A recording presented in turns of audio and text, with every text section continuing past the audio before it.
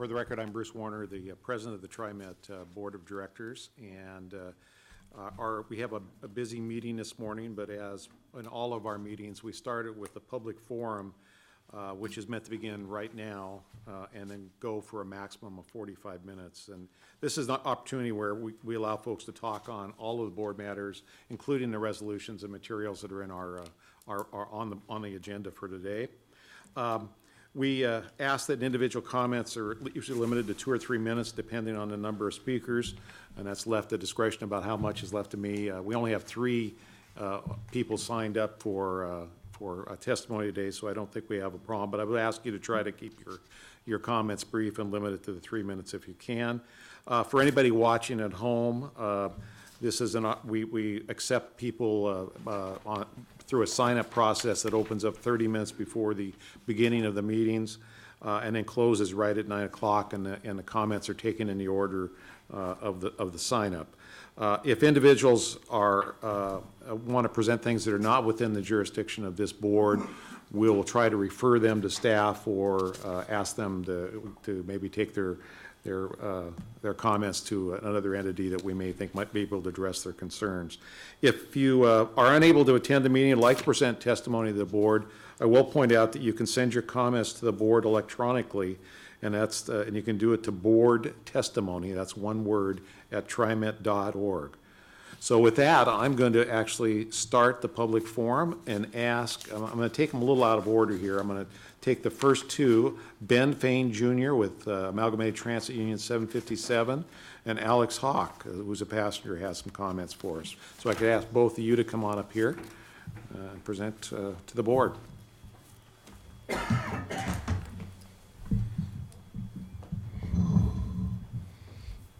Good morning, Ben. Good morning. Just going to work for me now? You bet. Okay. My name is Ben Fain Jr. I live in Aloha, and I've lived most of my life here in Oregon now, but about 3 of 76 years. And I drove for TriMet for 26 years. Since I retired, for the past 13 years, I've driven a bus for a group called the Bus Project, a nonprofit here in Oregon, who is active politically with progressive issues and candidates. I have some things that I wanted to comment on, and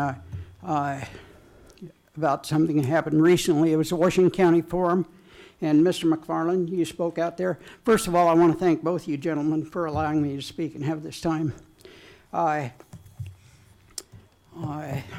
You gave a short history of of TriMet, I mean a recent thing, and in that you mentioned that you had settled a labor contract, and in doing that you defined the defined benefit plan for new employees, and that they are now participating in a 401k. I didn't view that as a good thing. I never would, but that was an accomplishment that you mentioned.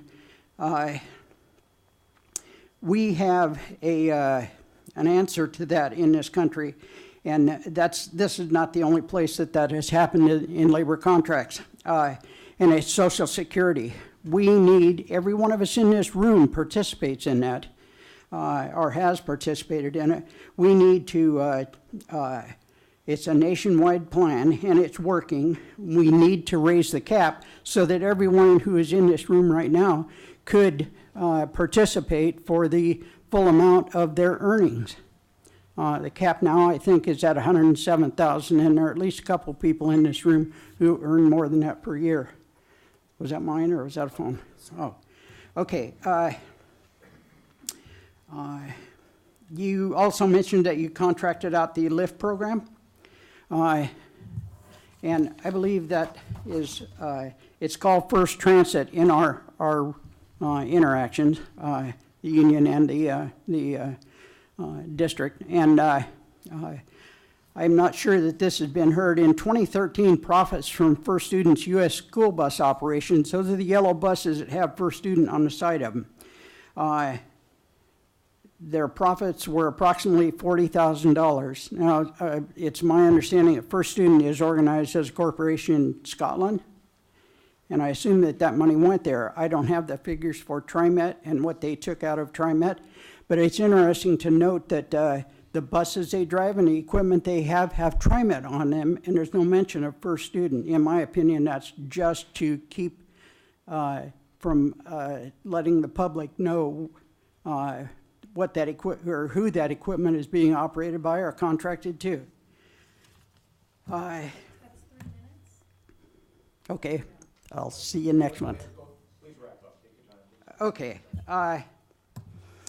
The other thing, and this is to both of you, after that contract was settled, there was an article in the paper and the Oregonian, and it said that you, Mr. Warner, had allowed Mr. McFarland to do a self-evaluation on his accomplishments over a specified period. I'm not sure what it was, last year or whatever. I thought that was kind of strange that a general manager would be able to evaluate himself. And then I think in that article also it stated that you had given him a raise or a bonus. Am I correct on that? You are correct. I asked him to give me in particular his self-evaluation. And as a result of that evaluation, yes, his salary was increased. Okay. And consistent with the market. Okay, Mr. McFarland, even though those other things were mentioned as accomplishments, I didn't hear you mention that accomplishment. I'm just about done. I've seen the things with the lighting on the new bridge, the telecom, and to me, that's mood lighting, and I don't think that was free. I don't think the maintenance on that will be free. I mean, somebody contributed that, no charge. I would be surprised if you haven't had questions about advertising on that bridge too. That's a possibility. Thank you very much for this time, and thank you for the extension. You bet. I appreciate your comments. I want you to know that this board obviously understands that not everybody is pleased with the contract that was signed between the union and management, but it was a good contract, and I think you're right that nationally the way retirement systems are being crafted throughout the United States has changed from a defined benefit to a defined contribution plan. That is the way everybody is going, and again, I think the issue dealing with new employees was the right thing to do, as opposed to impacting existing employees. So I think there was a lot of good things in that contract for everybody, and I want to congratulate the union, again, thank them for coming to the table and being a good partner, because it is going to help dramatically TriMet in the future. So again, on the other issues, be glad to talk with you at any time about any of those, because I feel very good about what we've done in terms of the contract and frankly the evaluation of our general manager. So again, thanks for coming. Okay, thank you both again. Alex. Mr. Chair, Oh, I'm sorry. if I may also add,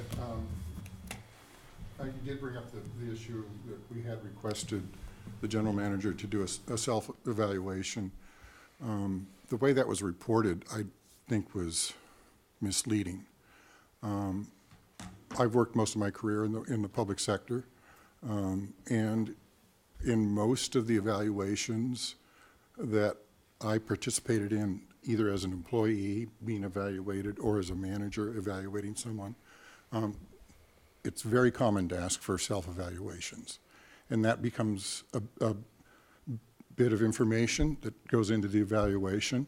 The reviewers, in this case Bruce and the subcommittee, we looked at that. We also, and we did our own evaluation. We provided additional feedback to Neil. So unfortunately, the way it was reported is that was the only part of the evaluation, and that is not true. And I think that just creates some confusion. And so again, it was part of an evaluation, a larger evaluation that was done by the board. It was not the only piece of that. And that is not at all uncommon. At least I can speak for the public sector. Other people may want to address the private sector. But I appreciate hearing that comment, because I feel the same way about the Oregonian, and Joseph Rose and the other people who have written articles for the Oregonian have done a bad job of supporting the people who do the work at TriMet. And there hasn't been a lot of pushback on that for them, and it's interesting to hear someone in management say that TriMet's not, or the Oregonian hasn't done a good job. Shame on them, and I appreciate what you just told me. Okay, Thank you. thank you. Thanks for adding that clarity, Director. Alex, now, please. So my name is Alex Hawk. I've been a TriMet rider up until recently, really. So over the course of 5 years of being a TriMet rider, I've noticed TriMet treating bus riders and the bus system, which is the primary mode of transport for TriMet, as nobodies, disposable riders who have no real impact on the system, while treating Max riders and West riders as the prime choice riders of the system. All the while, TriMet continues to violate federal law by cutting bus service, what I've noticed, and expanding on light rail, and the failed West commuter rail for the purchase of 2, I believe, diesel multiple units for the West commuter rail service, when the ridership isn't even there. Only benefiting crony bureaucrats from CH2M Hill and Stacy and Whitbeck. While TriMet continues to flaunt its fancy rail service, bus riders in Tigard, Lake Oswego, Tualatin, Oregon City, and Clackamas continue to suffer from little to no service and cuts in existing service. TriMet's proposed Southwest Corridor Enhancement Plan has yet to break ice. Meanwhile, go to TriMet's Facebook and Twitter page, and you'll see dozens of MAX-related expansions and service improvements while praising that method of transport alone. Every East Side MAX station, this is a comment from my best friend Eric Halstead, by the way. Every East Side MAX station has large, oversized shelters, lights, benches, landscaping, sidewalks, and pedestrian crosswalks with warning devices. Every East Side MAX station was rehabbed in 1997 and in 1998. Rockwood and Gresham Transit Center were both rehabbed again in recent years. Gresham Civic Center got a second station, Civic Drive, with very easy walking distance to the next platform. Meanwhile, TriMet is actively removing bus shelters, refusing to follow its own guidelines for improving bus stops, and only 1 in 8 bus stops system-wide have a shelter. Many stops have no sidewalk access whatsoever. Others have no safe crosswalks. Very few have a transit tracker sign, and many do not have any transit information like maps and schedules. The couple of million TriMet spends on just one MAX platform could improve at least a dozen or more bus stops. The cozy side benefits of bus stop improvements are plentiful: increased safety, better ridership, and better security. Yet TriMet never posts on its Facebook or Twitter accounts about its bus stop quality. In fact, the city of West Lynn took TriMet to task and ended up using city dollars to improve TriMet's bus stops, which TriMet refused to spend a dime on. It is embarrassing for a system as big as TriMet to refuse to invest in high-capacity buses and only has 2 hybrid buses, while King County Metro has as many hybrid buses as TriMet does regular diesel buses. We do not need BRT for articulated buses. All we need to do is put out a bid for either type of bus and award the manufacturer that contract for the bus purchase. TriMet is no longer enjoyable to ride, and I'm disappointed to say that I drove here and paid for parking. While TriMet continues to filibuster the Southwest Corridor Plan and move ahead with any light rail project in the books, I'm sorry to say that I will be driving. Thank you. Thank you.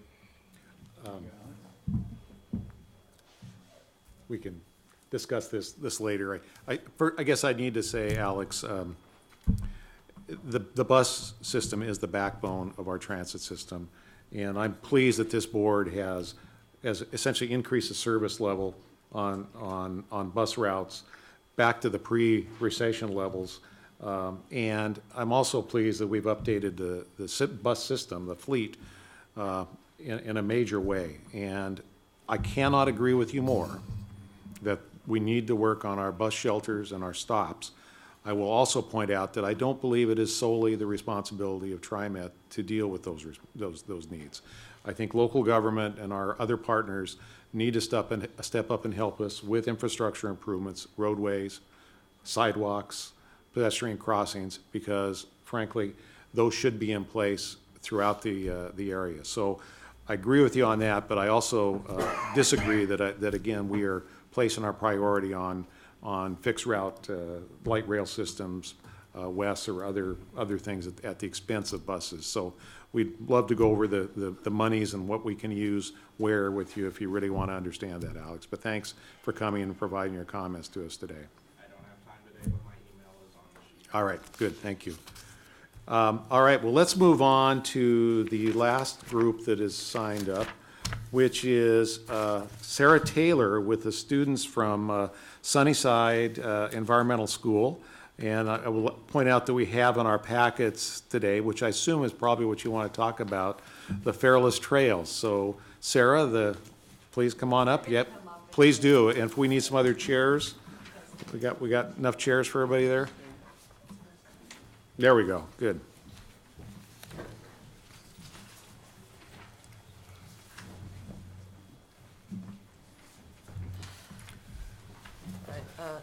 Hi, my name is Matt Sisko. I'm an 8th grader from Sunnyside Environmental School. I am, we are all part of a service learning cohort that is working to increase access to trails and play. And we are proposing a fairless bus route to the Linton Trailhead. Hello, my name is Elijah, and I'm also an 8th grader from Sunnyside. And we surveyed 50 people at a summer camp, and 15 people said they didn't even know where Forest Park was, and when told, they were felt quite unsafe going there and walking across the bridge. So we're proposing a pilot from St. John's to Linton Creek or Forest Park, and we're saying once a week, but it could even be also on Earth Day. Thank you for listening to our proposal. We hope you consider it, and yeah, like Elijah said, we would like to have it every Saturday, but that might not work for you guys. Do you have any questions? Sure, I guess I'd like, the number 16 route goes from where to where? It goes from I think it's the St. John's Transit Center Okay. to the Linton Trailhead. Okay, so it goes across the St. John's Across the Bridge. St. and John's all right, Bridge, yes. all right, good. Not familiar with that. Good, I think you, first off, I want to say we appreciate you being here and being involved and providing suggestions. I think one of the things we know as directors of the TriMet board is that there is a real desire for increased service and accessibility to sites around the metro region. And I think what you're pointing out is we want the bus system to be used for other things other than just work related. And so I think you've got a good proposal. I think we'll take that into consideration. We'll ask the staff to do a review of that, give us an estimate of what it would cost to do that and what their recommendations might be. And we'll definitely relay our findings and what we think we ought to do to you as quickly as we get that done. All right? Thank you. Good. Thank you. Good job, yes. Well, that concludes the public forum. Is there anybody else that we've missed? I don't see anybody. So with that, we will move on to our regular agenda. So I will call the TriMet or Tri-County Metropolitan Transportation District of Oregon's Board of Directors meetings for Wednesday, January 28th, 2015 to order.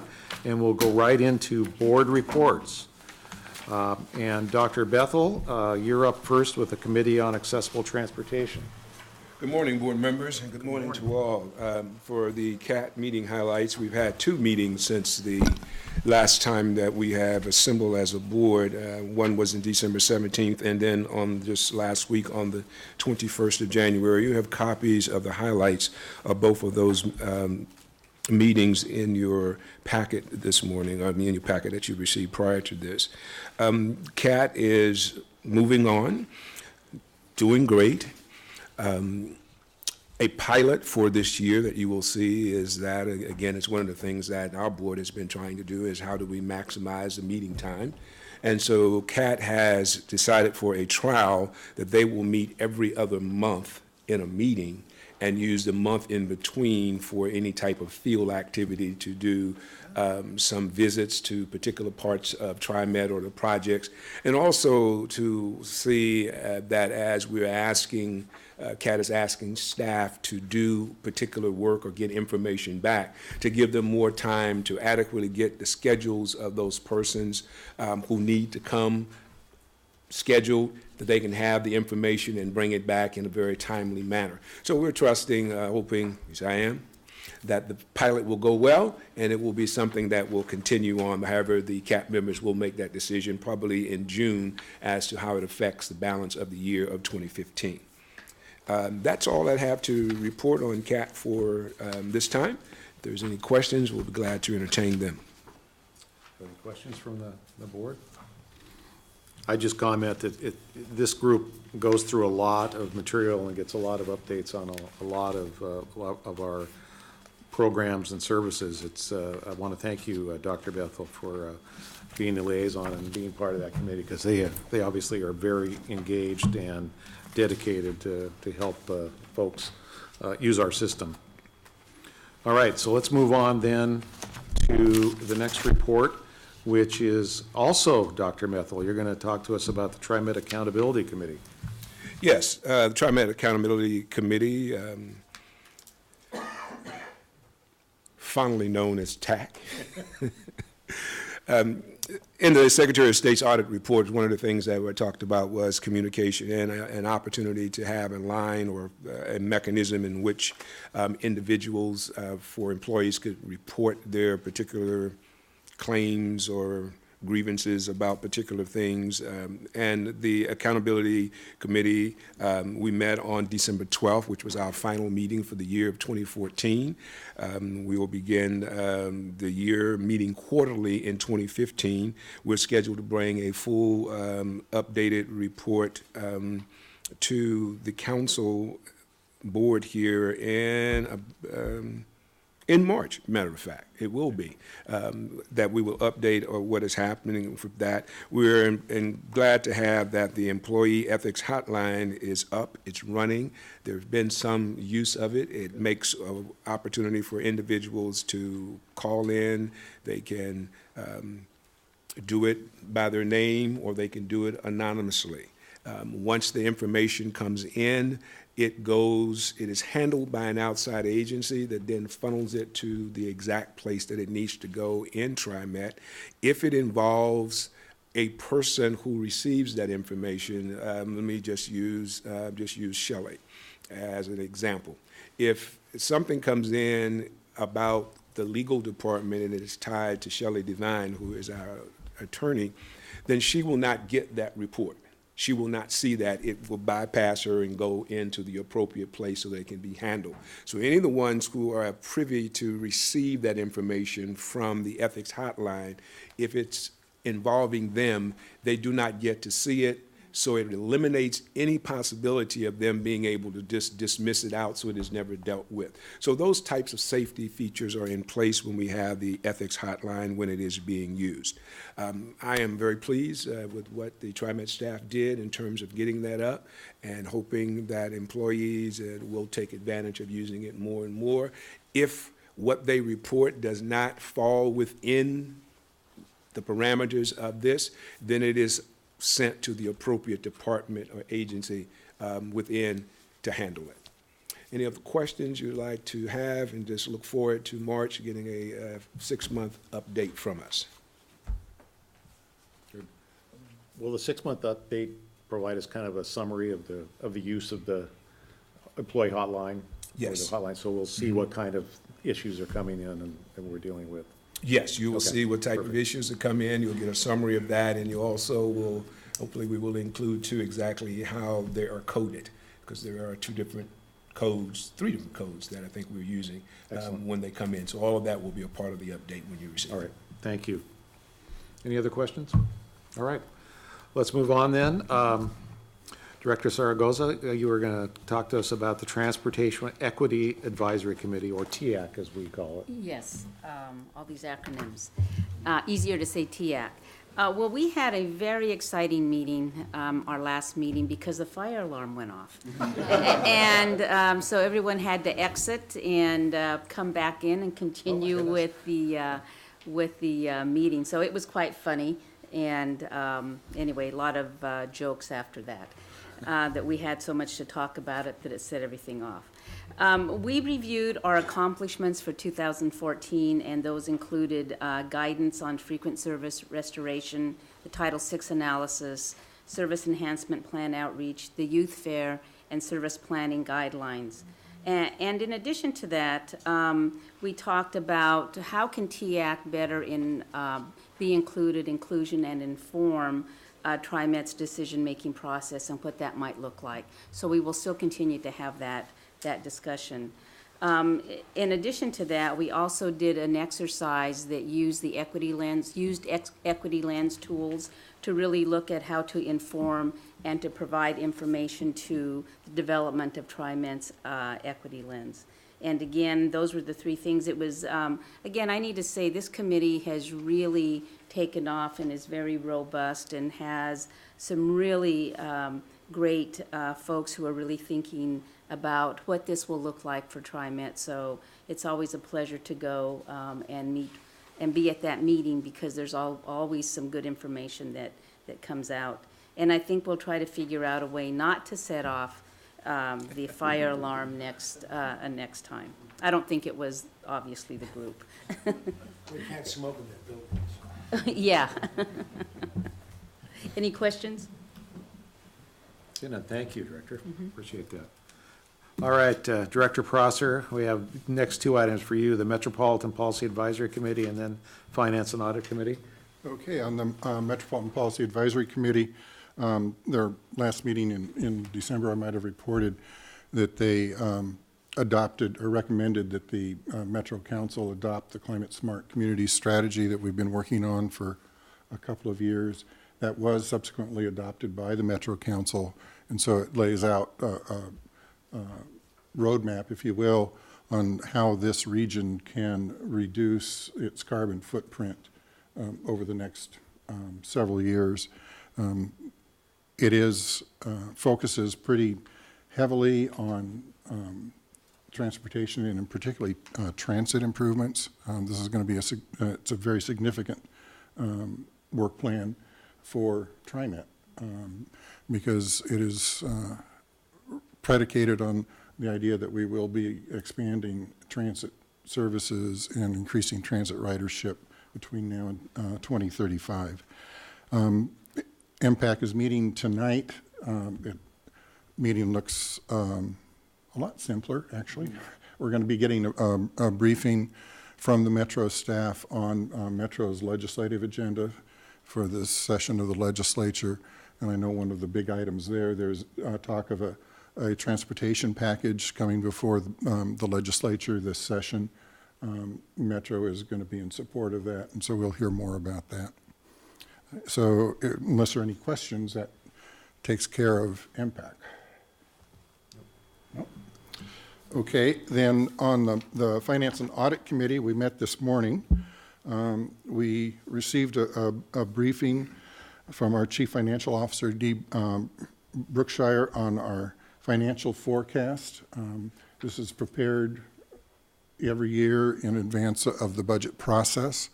It generally is looking much better than we've seen in the past. The reaching agreement with ATU is a big part of that.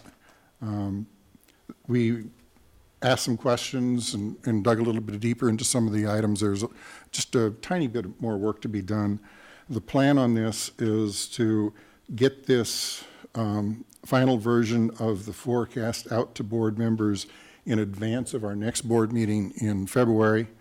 And at that meeting, then Dee will be walking us through the forecast.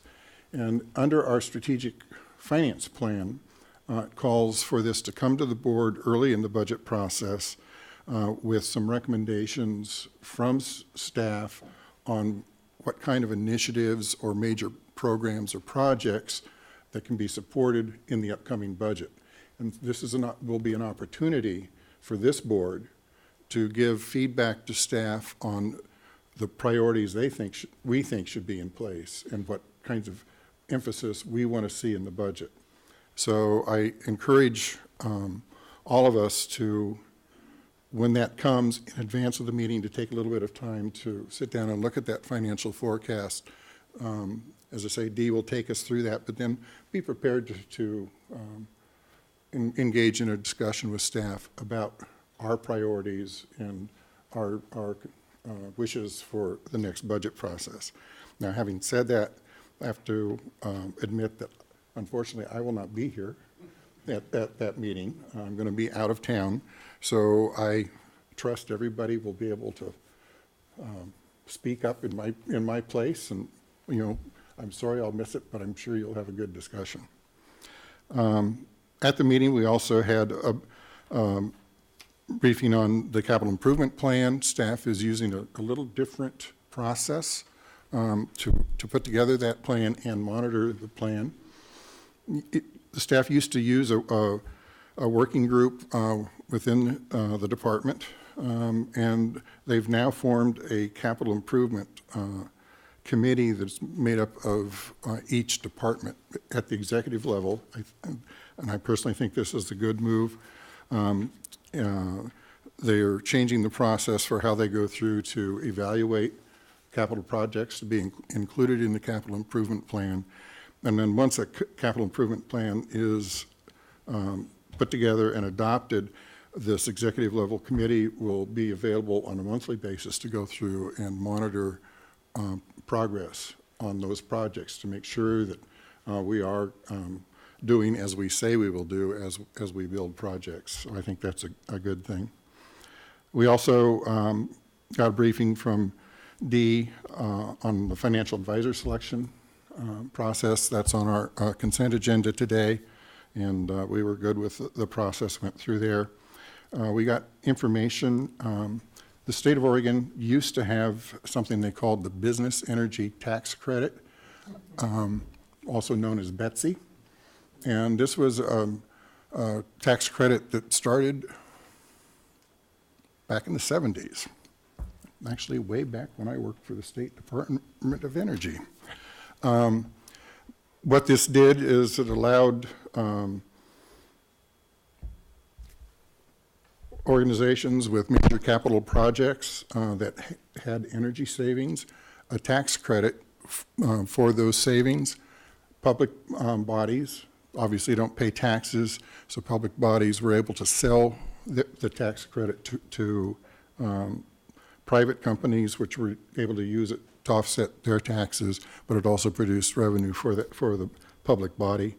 The BETSI program kind of got out of hand, and the legislature did away with it a couple of sessions ago, but we still have some old projects that are working their way through the system, and we have 2 projects at TriMet that we still have energy tax credits that we can sell. It's confirmed that they still will go on, and so Dee was taking us through the process to sell that. Those 2 tax credits would amount to $3.6 million, so it is something rather significant. And then finally, Neil took us through some of his general manager items, and I'll stop there because I assume that he'll be addressing most of those under his report. So if there are any questions about the Finance and Audit Committee? Any other comments? Which projects are they, Craig? Or Actually, we didn't ask that. I have to turn to Dee.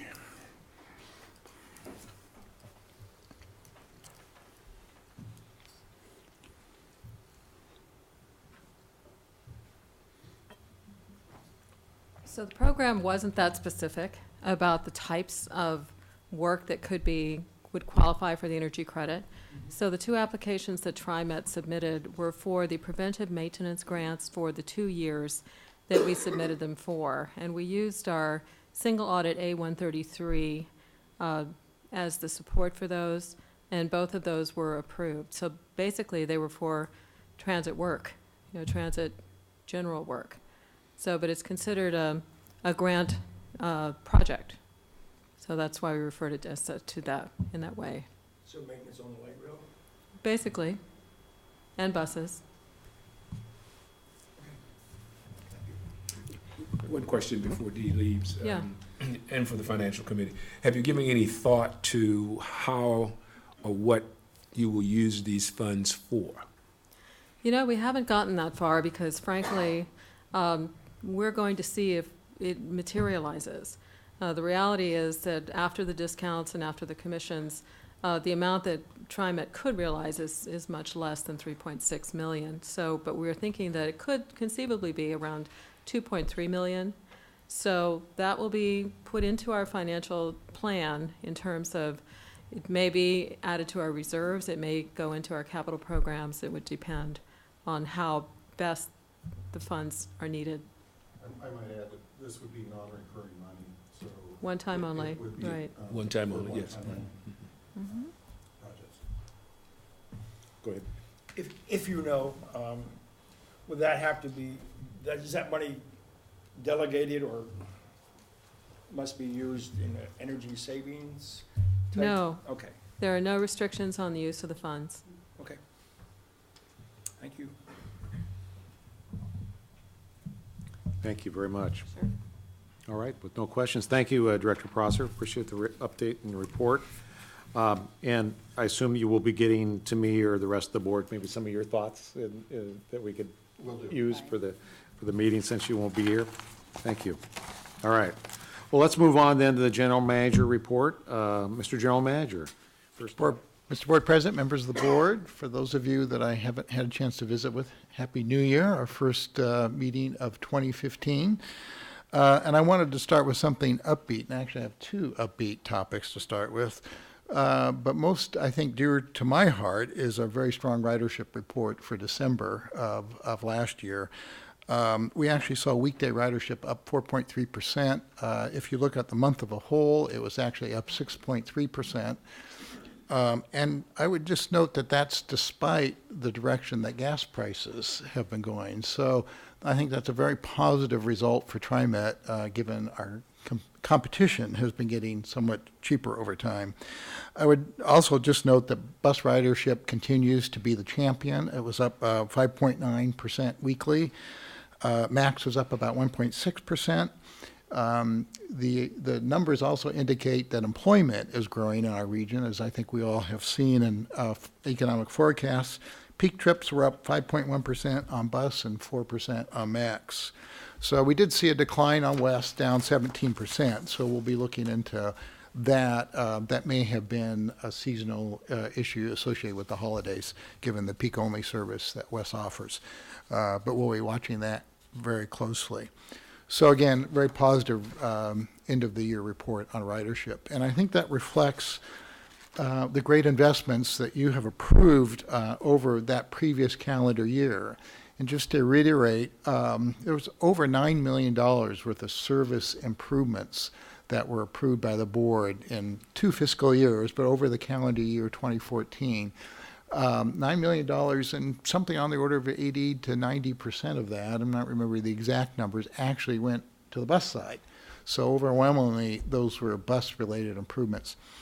I also wanted to note, and the board president noted this as well, which is that our accelerated bus replacement program is well underway. Our bus fleet looks far better than it did a few years ago, thanks to the investments that you've improved in that. And again, that is our largest self-funded capital improvement by far, is our replacement bus program. I'd also just note that we do have some hybrids on the way here this spring, some additional next generation hybrids. We have been sort of experimenting with each generation as they came along. Frankly, the first generation was not particularly efficient from the standpoint of a cost return. We're seeing better results with the hybrids we have in place now. We're hoping even for better results with the next generation of hybrids, which we'll see this spring, and those are on the assembly line floor as we speak. I'd also just wanted to note on our LIFT program that those vehicles are actually owned by TriMet. They are operated by our contractor, First Transit, but I'd also note that all of those employees that operate those buses are represented by the ATU 757. I did want to just transition there, unless there's any questions about that, to, I think, a really important part of the agenda. I wanted to introduce to you our new commander of the Transit Police Division, who's Mike Leloff. But I'd like to invite our former commander, now Assistant Chief Kevin Modica, up, as well as Harry Supporter as well. And I'd like to just take the opportunity to introduce Mike Leloff, who took over the Transit Police Division in early January. Mike has 30 years in law enforcement, 24 years with the Portland Police Bureau. He is very experienced. He has experience in several divisions, including tactical operations, strategic services, drugs and vice, gang enforcement, and the CERT team, Special Emergency Reaction Team. He takes over from Kevin, who, as you know, has been promoted to Assistant Chief. And the first item of business that I wanted to do was offer my particular thanks to Assistant Chief Modica for his service for the Transit Police Division. You've witnessed and seen the statistics where we've been actually seeing a reduction in crime on the transit system. It takes diligence and attention and focus to achieve those kinds of results, but also with a great sensitivity to our riders in our community. And I really am ever grateful for the service that Kevin has provided us over the past, and wanted to present to him, with the permission of the board president and acknowledgement, a plaque of appreciation. In recognition of your leadership as commander of the Transit Police Division, TriMet Appreciation Award presented to Assistant Chief Kevin Modica, 28th day of January 2015, for your unparalleled collaboration, efforts, and your commitment to keep our community and transit safe. Signed by Neil McFarland and Board President Bruce Warner.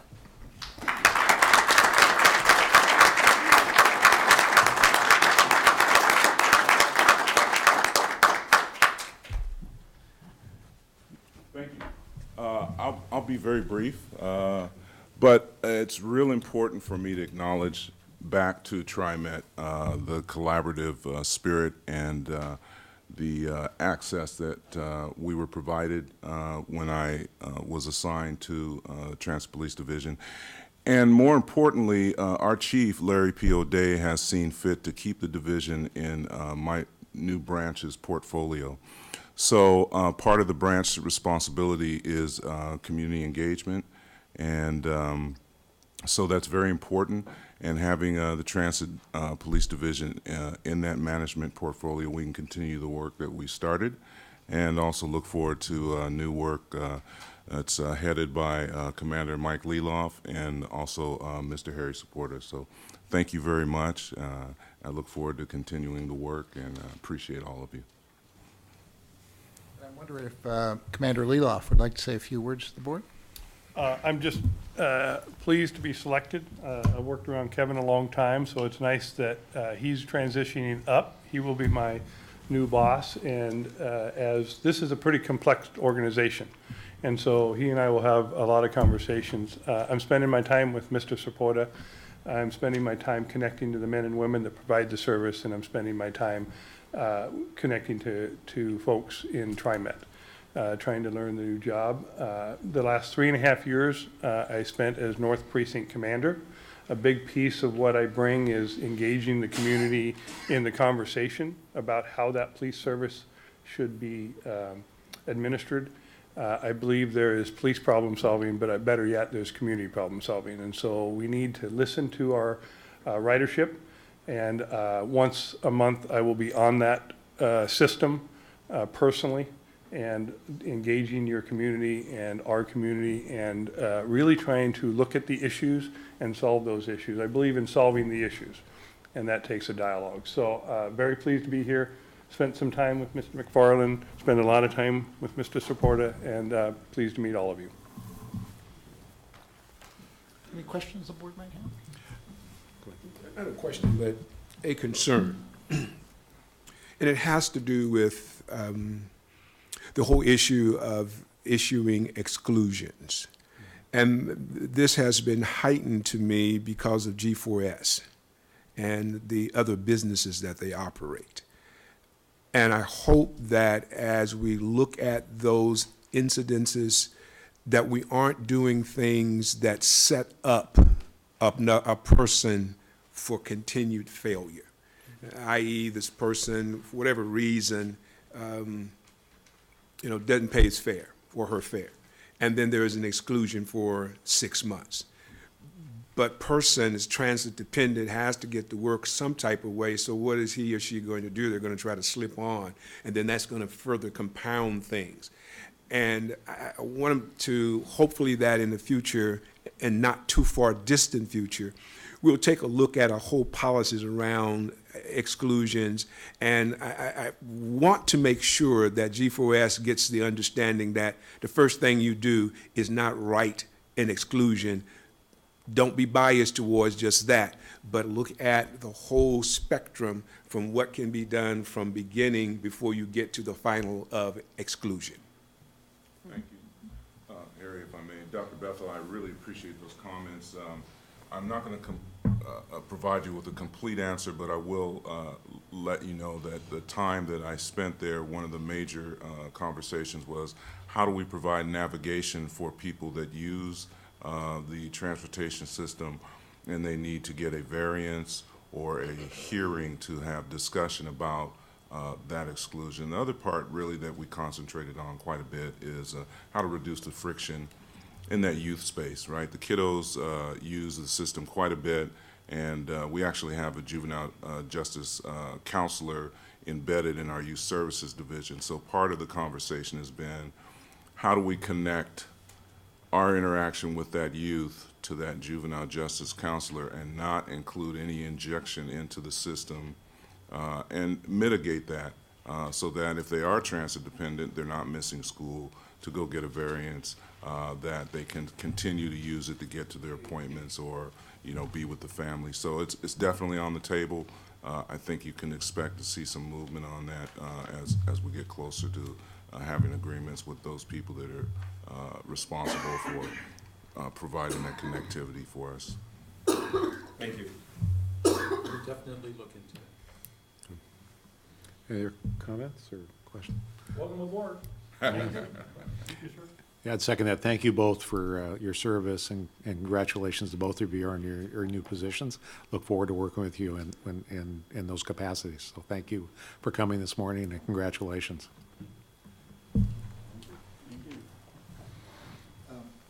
Just to continue, we will program a review of the exclusion policy for a future board briefing, and we can review that in more detail.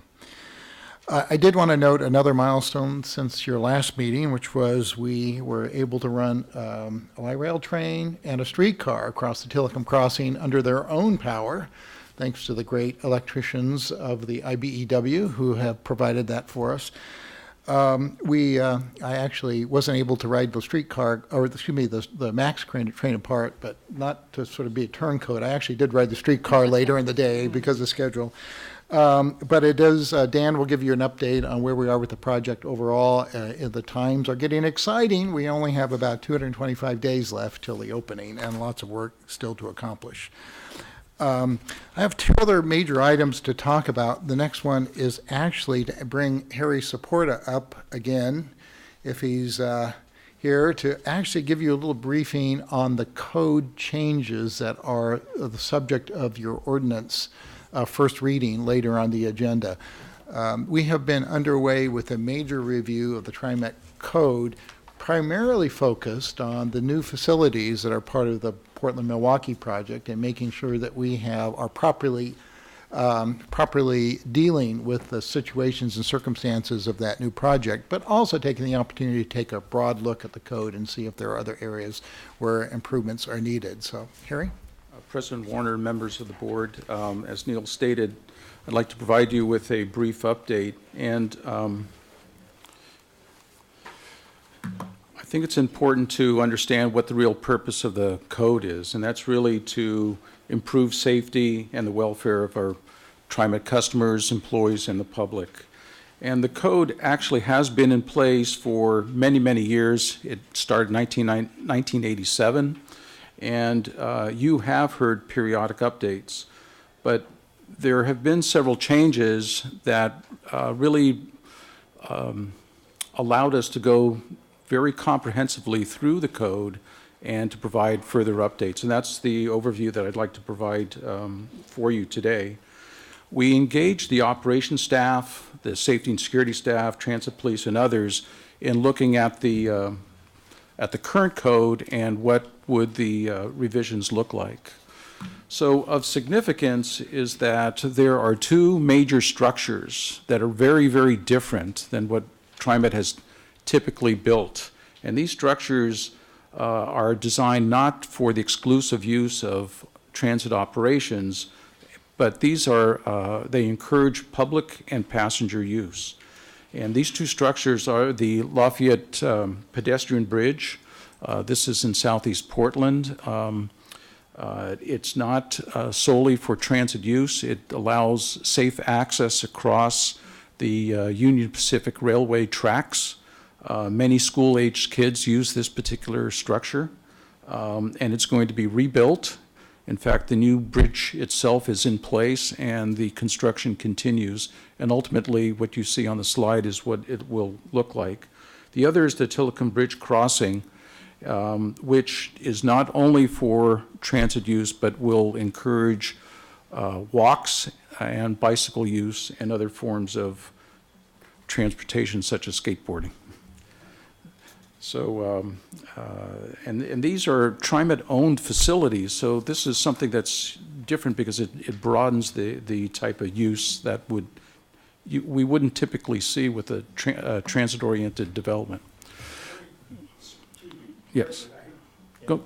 No, sure. Who has the jurisdiction over, do we get our safety code jurisdiction from the state or from the feds? Or a combination thereof? I will let... ORS 267, state. Okay. Thank you. And, okay, thanks. Okay, so we really wanted to examine three principal areas. What types of activities would be permitted, allowed? What activities required some sort of control measure? And then lastly, what activities should be prohibited? So we looked at those things that would be permitted, and when I say permitted, means that in that there will be a permitting process, because many organizations have approached us and saying, we would like to conduct a run, or we would like to conduct a walk. We would like to have the bridge pedal. In fact, the bridge pedal will be across that bridge this year. There are some safety concerns that we have, and that requires us to really look at it very closely and have a very detailed conversation so that we can ensure that that particular event is conducted in a safe manner for everyone. So we also wanted to look at the pedestrian impacts during major events. One of the concerns would be, would people congregate on the bridge to observe fireworks? We actually did an analysis to see whether or not there would be excessive loading. Fortunately, we didn't. The bridge is not going to tip over, so don't worry. Things such as snow and ice. Right now, the city has primary responsibility for removal. This is a TriMet structure. This is something that's going to be a little bit different for us. And so how do we coordinate snow and ice removal? And we're engaged in conversations with the city about that. And then there are a number of other policies that are under development that are specifically related to these runs and walk type of events. So that's ongoing. The other type of activity we looked at, what type of control should we have? There are going to be many, many, many bicycle movements, and it'll greatly exceed the bicycle movements that are currently on the Hawthorne Bridge. But one of the concerns is that some of those cyclists go pretty quick, and it's going to be a mix of pedestrian and cycle traffic. So we wanted to put in control measures regarding that. The placement of signs. We think this is an area where people may say, oh, this is a great place to put up some type of sign, but we wanted to make sure that there wasn't a lot of clutter, because clutter also creates an unsafe type of condition. There's rollerblading, We looked at that. It's not going to be prohibited, but we needed to control it so that there's a good mix of where pedestrians can walk safely, and then rollerblading and bicycle traffic can take place as well. And we've also had a number of conversations with emergency responders. Will emergency vehicles be able to use the structure? And right now, we're saying that we are not permitting that. We're not allowing it because of the mix of the high volume of pedestrian, of transit movements, such as streetcar, buses, and light rail, mixed with just general use of emergency vehicles, is not a good mix. But that doesn't mean it's not going to be used at all for that purpose. So if there is an emergency and it's to expedite their response to a particular event or situation, then we will allow it, but under certain control measures. So that conversation is ongoing.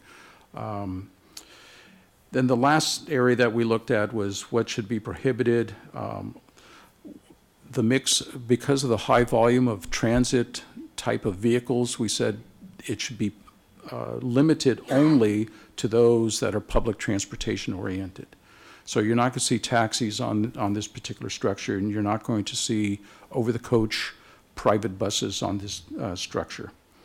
Another concern is that the structure is very attractive, and because of that being attractive, it may encourage some people to try and climb the structure.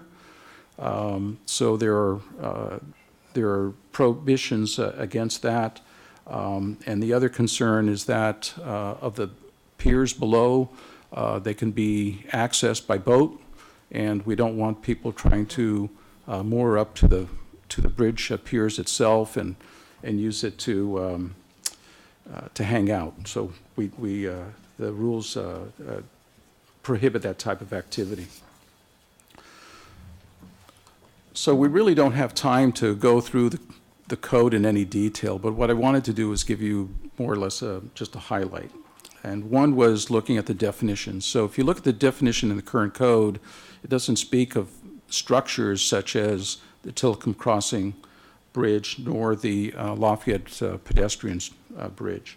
So the code now has expanded that definition of what is the district transit system.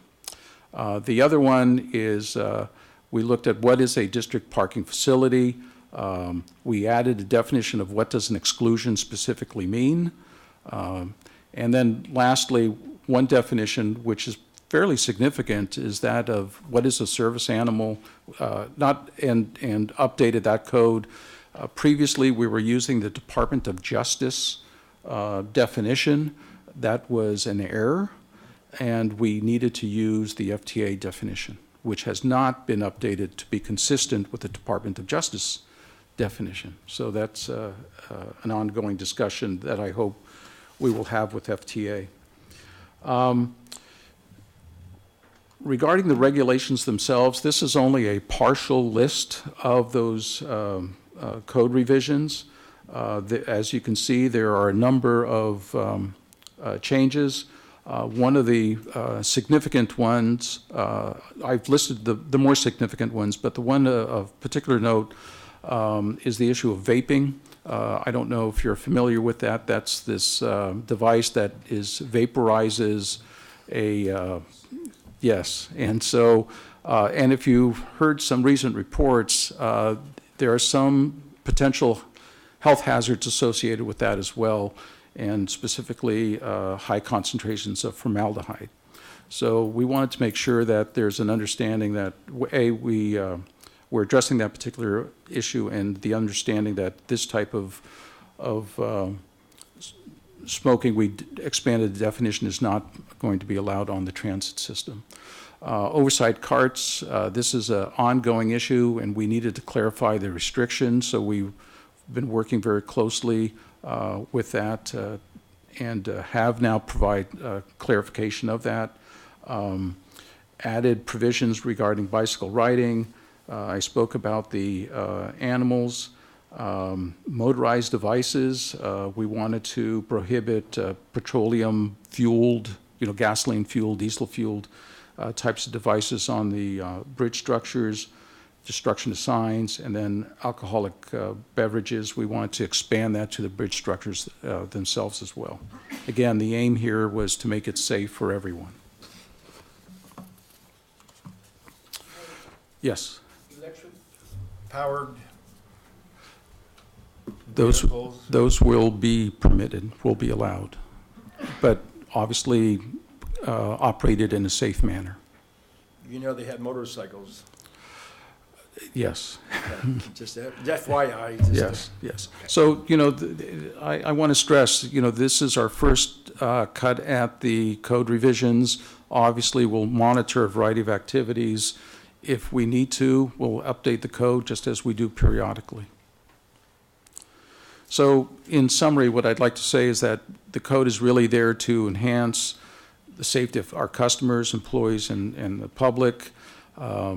The definitions are to clarify the provisions of the code. It expands the definition of what is the transit system, because now we have these two very unique structures in our system. And then lastly, it does authorize the general manager to close the bridge under certain circumstances. And snow and ice would be that type of condition. So with that, if you have any questions, you all have copies of the code, and so I'm not expecting you to have read it completely, but if in the future you should have any questions, we'd be more than happy to answer them. Yeah. Dr. Bessel, I think, was first. Harry, one question that came up some time ago in CAT, and I think I know the answer, but again, when you specify that only public transit vehicles will be able to use the bridge, the Tillicum Crossing, the question is about lift buses, that they are public, they are part of the transportation system. Is any consideration being given now to include that, or those will still remain excluded due to the high volume of traffic of buses, streetcar, and light rail? We had quite a bit of discussion about that, and as of this moment, we are recommending that they not use it. If we need to renew that discussion, we'll be happy to do that. But the concern is that high volume of traffic mix. And there are some very unique provisions to it, so how do we get everyone to understand how it is to operate? I would just ask then, as you continue to share this in whatever public venues, that part is given a little bit of an explanation so that people who are making use of Lyft will understand that it's the reason why they won't be able to dash across the bridge to get from this side to that side really quick. We will definitely do that. Thank you. Thank you, that was great information. Concerning the vaping, so like all of our bus stops, et cetera, says, you know, no smoking or smoking prohibited. Will all that signage be updated? It doesn't need to be updated because the vaping is considered part of the smoking prohibition. So I think we're actually covered in that. We may need to do some promotion and have people understand that vaping is included in that prohibition. And that may be the approach we should take. Yeah, thank you. I think that would be really important because the public or parts of the public still do not see that as a prohibition in terms of using tobacco products. Sure. So, thank you. Other questions or comments? I just have a question that, you know, one of the ones I hear a lot when I talk to folks is they are very upset about the dogs and animals on the system.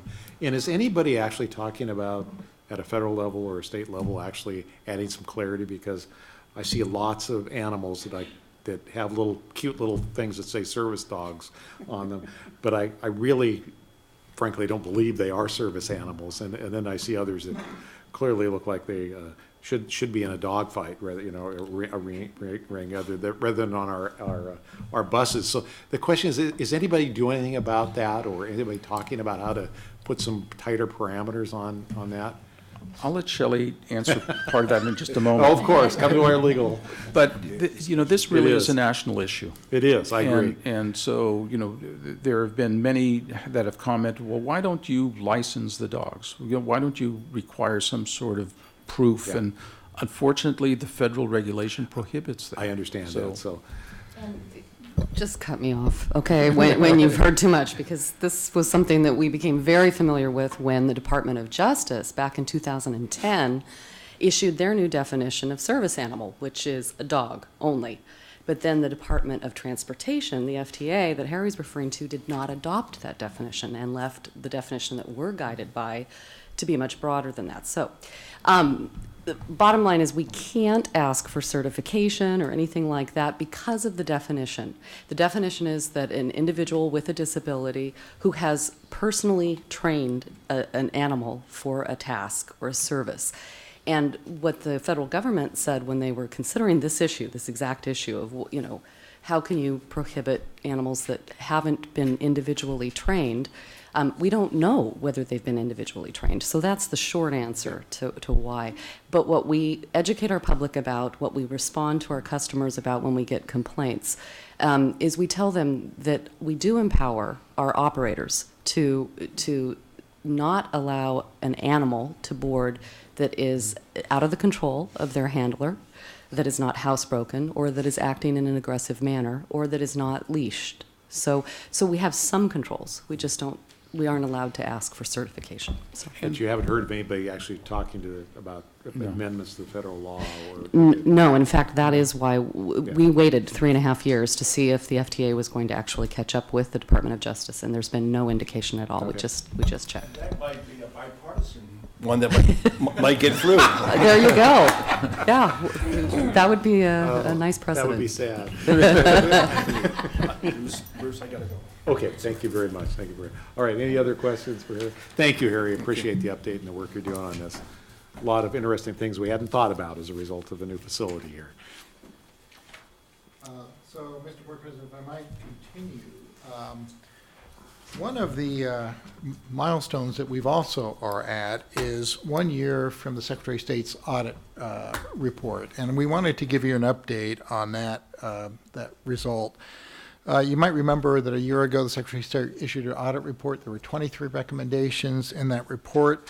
We've been putting those recommendations in place, and today I'm pleased to tell you, and you can see from the summary checklist and report that we provided you, that we've advanced all 3 of the 23 recommendations.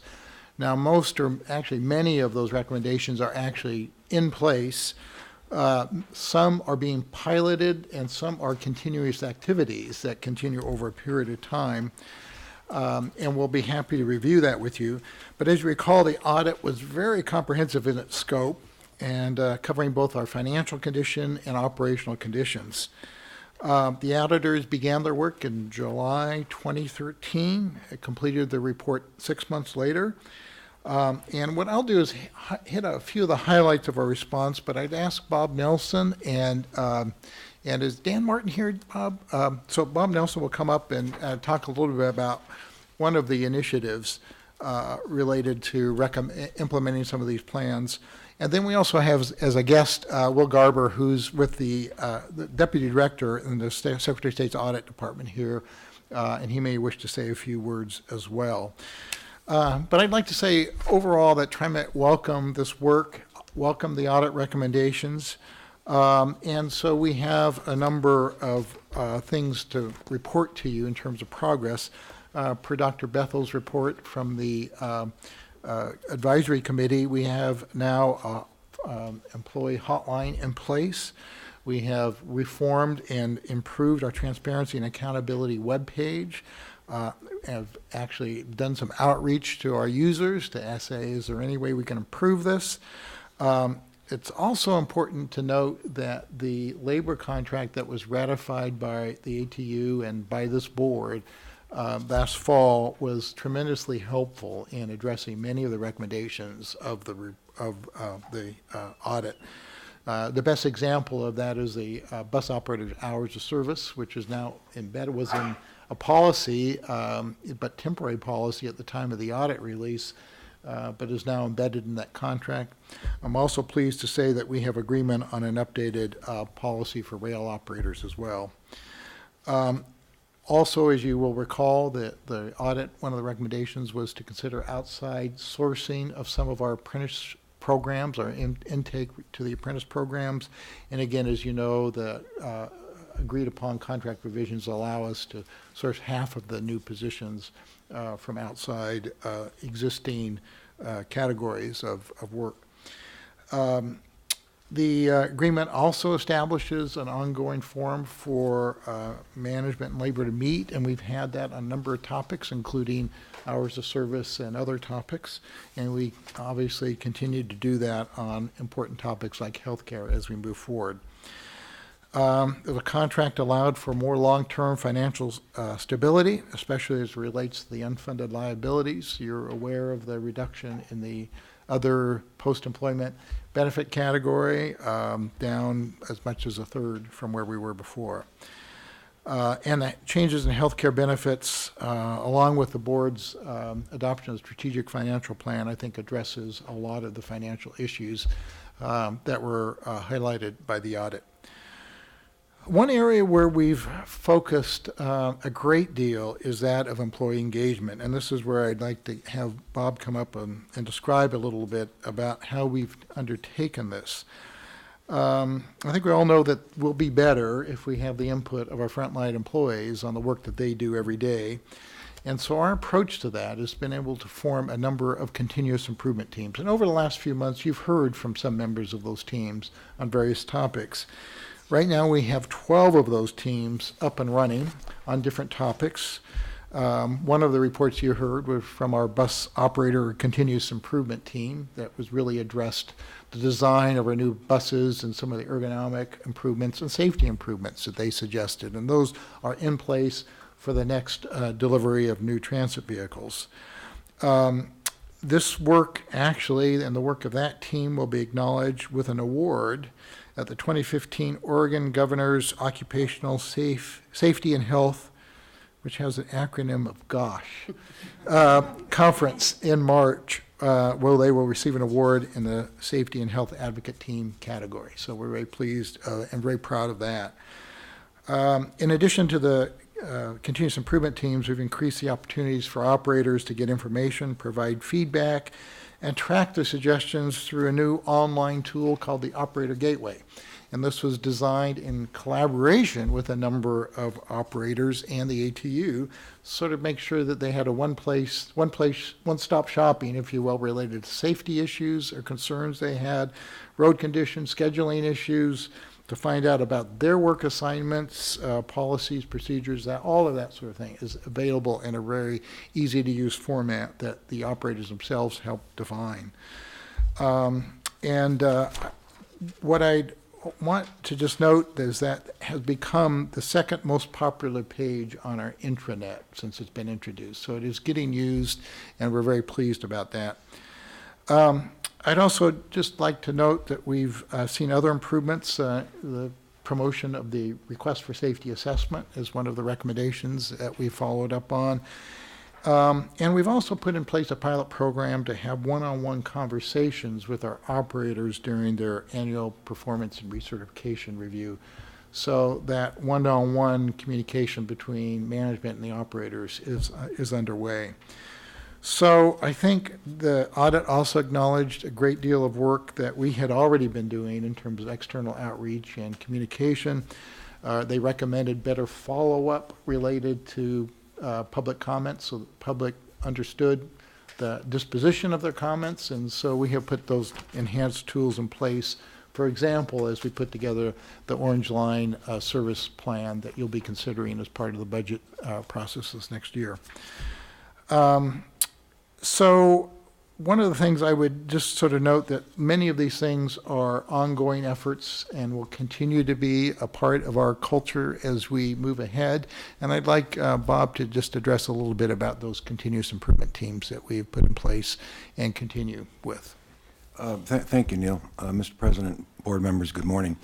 I think it's fair to say that imbued in the Secretary of State's audit recommendations, as well as our implementation strategies, is a common notion of developing trust, to develop improved relationships, to develop improved communication. And that is common to fiscal stability, public outreach, labor relations, employee relations, safety. So that is the, and that improved communication is across all of our groups. It's to our customer base, it's to the public at large, it's to our regional and jurisdictional partners, it's to our employees, and it's to our labor union. And that is foundational to the notion of continuous improvement teams. And Neil, I think, gave a great summary that it really involves engaging people closest to the work, and this is what we started quite some time ago. The audit helped us focus it and narrow it, I think, more cleanly. And we have been doing that, I think, rather successfully, and I've been very pleased with our progress. And as Neil noted, many of the recommendations did have a beginning and an end, but many have a beginning and they don't end, because the notion of continuous improvement is incremental improvement over time. So we're engaged with that. We want to highlight for you this morning the development of an intranet web page, which is called the Operator Gateway. I think you have information in your packet on it. It was developed by operators for operators with technical assistance from our IT department, which reports to me. And it is, as Neil said, the one-stop place to go for information needed to do their work every day.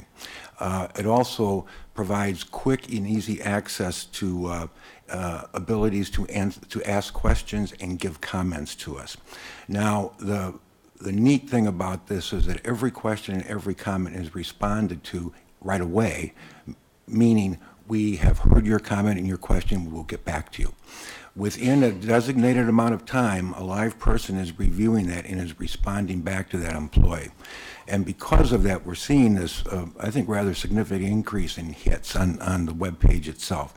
The notion of the operator developing it, along with our executive e-board, Transportation Executive Board officers from the ATU, gives it on its own a sense of validity. And they assisted us tremendously in promulgating this new web page and helping their members and our employees how to use it and what the value of it is. So we're really pleased with that. Now, that's an operator web page, and and that's where it's ongoing, because we got to move to maintenance, we've got to move to our field operation folks, so there's more to be done, but this is a good start. We've got many other good teams working. I'd like to highlight a couple of safety ones that Executive Director Supporta is working on. And through our safety department, we've done some good analysis on injuries to our employees. We don't want employees injured. I mean, they're one of us, right? We want to protect people. But slips, trips, and falls is emerging as almost a pattern of injury. So Executive Director Supporta is assembling a group of frontline folks along with safety experts to examine what's going on and how can we be more preemptive in trying to identify hazards, and then what are the training modules we can develop to avoid those things. And that will involve operators and maintenance personnel as well. Harry just concluded a continuous improvement team related to the rail right-of-way worker safety program. How do we protect our people as best as we can who are working in an active right-of-way? And they came up with some wonderful recommendations. We've got, Neil mentioned the bus operator continuous improvement team, which is still formed. And they are helping us look at the new buses, especially the operator compartment, which is their office. That's where they work, right? And how does it work for them? And they've made several changes that we've taken back to the factory, and with each successive bus buy, we're continuing to modify. They actually visited the bus factory in California and got a tour of how buses are actually made. And that is good information for them, because the frontline members of the committee are not in isolation. We want them to go back to their workforce and let them know what's going on, and in turn bring their concerns back to the team. Labor. Executive Director Shelley Lomax and her members of her team have done an excellent job in regularly meeting with our union representatives in the spirit of mutual problem solving. Neil highlighted hours of service, and there's fitness for duty, and several other things that are recurring on really a weekly basis, including improving schedules. So that the schedule is as efficient and as accommodatable to the operator's performance as we can get it to be. So all of this, in summary, is part of our implementation strategy for these recommendations, and we see, as I said at the outset, a foundation to it, which is building trust, so that we can improve communication to all of our workforces in building relationships as well. So with that, conclude my comments and be happy to take any questions. Some questions for Bob or Neil on this one? I'd like to offer Mr. Garber a chance to come up and offer any comments if you'd like. Thank you. That'd be great. Thank you. Thank you, yes. Good morning. Good morning. So for the record, my name's Will Garber. I'm Deputy Director at the Audits Division. I had the good fortune of heading up the team that did the audit. We hung out in a conference room at TriMet for about 6 months, so I know it well. But I just wanted to mention that one of the key measures we have of how we're doing at the Audits Division is whether our recommendations are actually implemented. That's how we know whether we're having a positive impact or not. So hearing about the progress TriMet has made with the recommendations is very encouraging for us. The audit was really broad, covered a lot of territory, a lot of recommendations, including some areas that I think have been pretty challenging for TriMet. Financial condition, relations with employees, with the union are just a couple examples. So they're not easy issues to solve. Based on what I've heard and what I've read so far, I've had a chance to take a look at the checklist. It looks like TriMet's addressed all the recommendations. And so from our perspective, that's great. It shows really good progress. I think what we've heard and what we've seen is that the recommendations hit on some key processes and issues. I think it's going to take some time, sustained effort to keep those recommendations in place, keep these changes in place. Some of the comments I heard about TriMet viewing this as a continuous improvement process, I think means they understand that, but that's something we hope that management will continue to focus on these and not let them sort of fall by the wayside.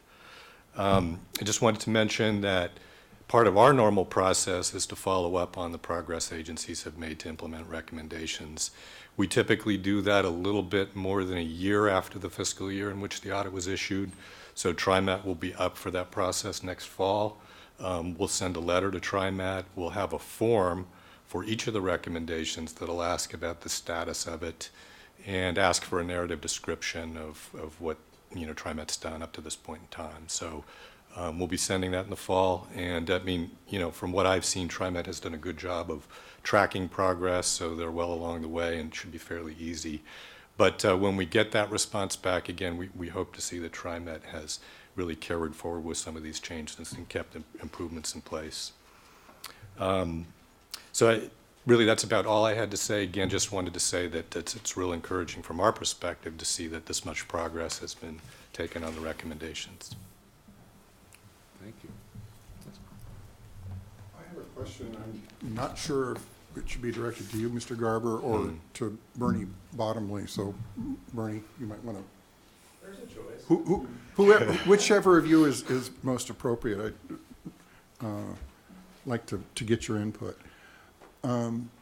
My understanding is this audit originally came about because of some concerns on the part of the legislature about the condition of TriMet and some of the operations here.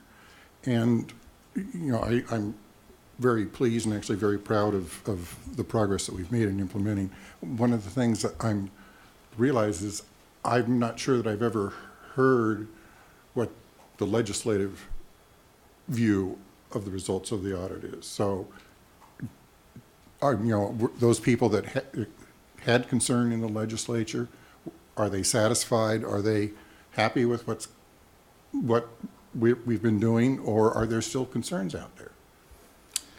I'm not sure I can totally respond to that, and I don't know if this helps or not, but we did testify in front of a committee last session about the audit and the audit results. I think the requester, the person the member who requested the audit was there, seemed like he was fairly satisfied. He did mention one or two other areas that continue to be concerns for him.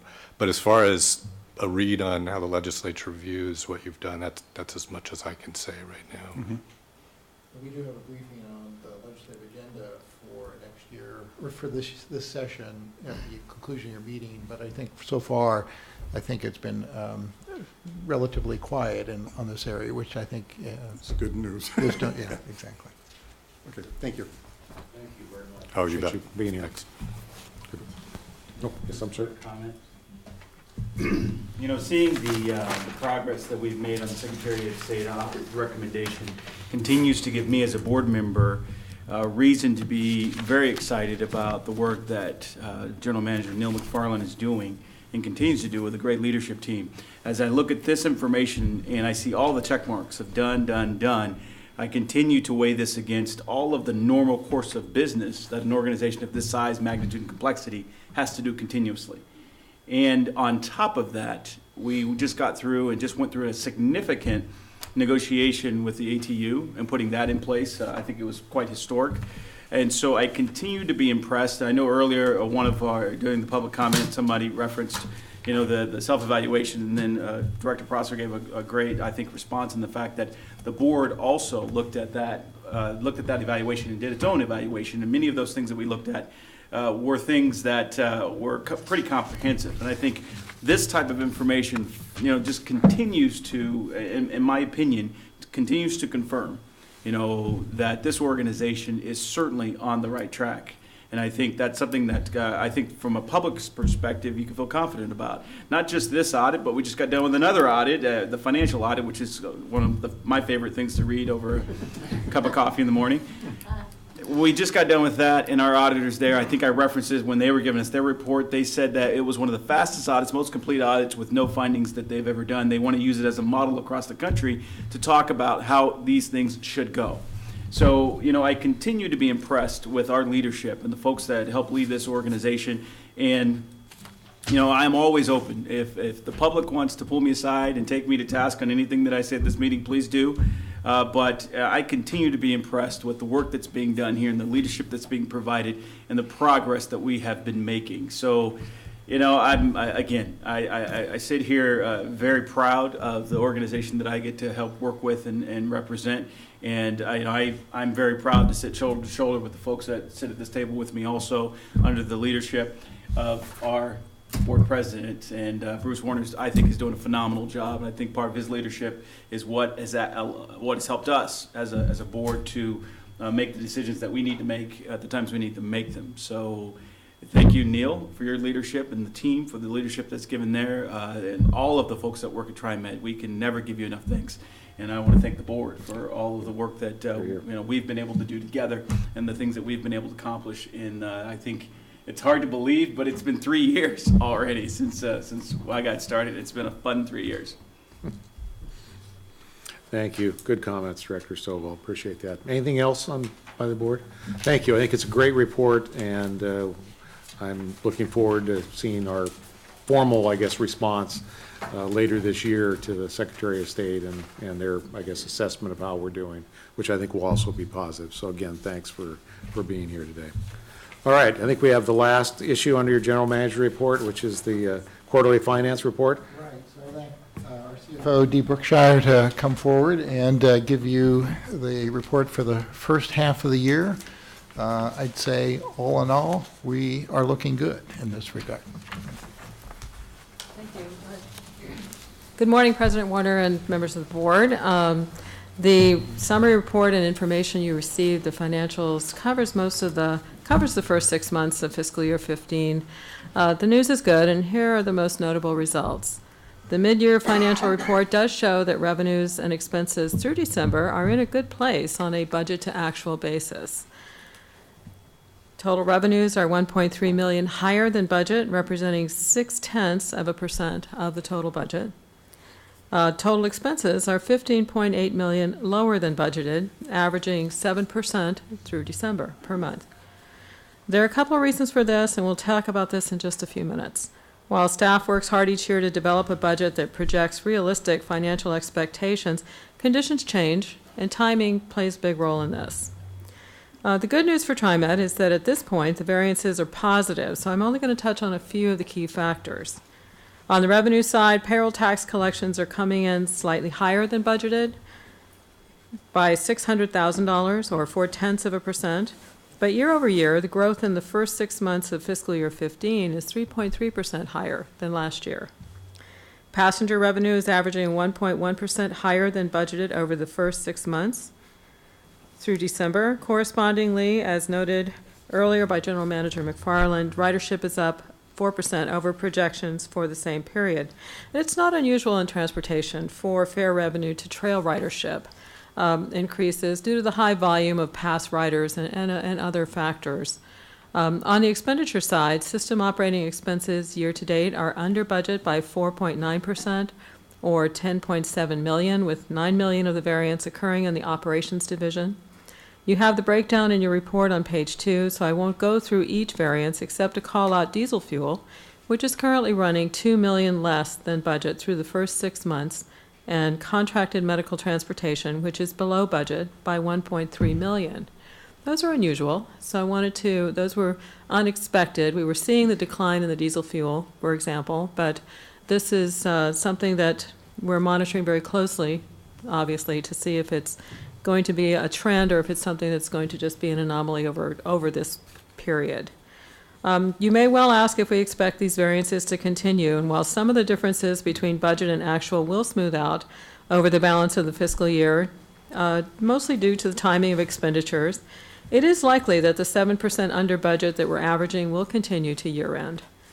We recognize this as an area that needs a closer look, and staff has already planned refinements in the upcoming fiscal year 2016 budget that will adjust and reduce the variances in those areas of the operating budget that seem to be perpetually over budgeted based on the historical trends. Operating project expenses are also less than budget by $5.1 million or 74.5% through the first 6 months of fiscal year 15. But as the report indicates, there's a timing factor involved in those, but it's also much of the variance is attributed to some of the projects that have a high level of restricted grant funds on the projects. So even if we weren't under budget unfortunately, the news is that those variances could not be used for anything else. So those funds are designated. So the financial report contains a thorough discussion of general fund debt service activity that I won't go into unless you have questions. The statement of capital contributions and capital expenditures provides a breakdown of PMLR funding and expenditure activity through December with a detailed description of how those monies are treated in TriMet's accounting system. I'm happy to try to answer any questions you may have on this section of the report.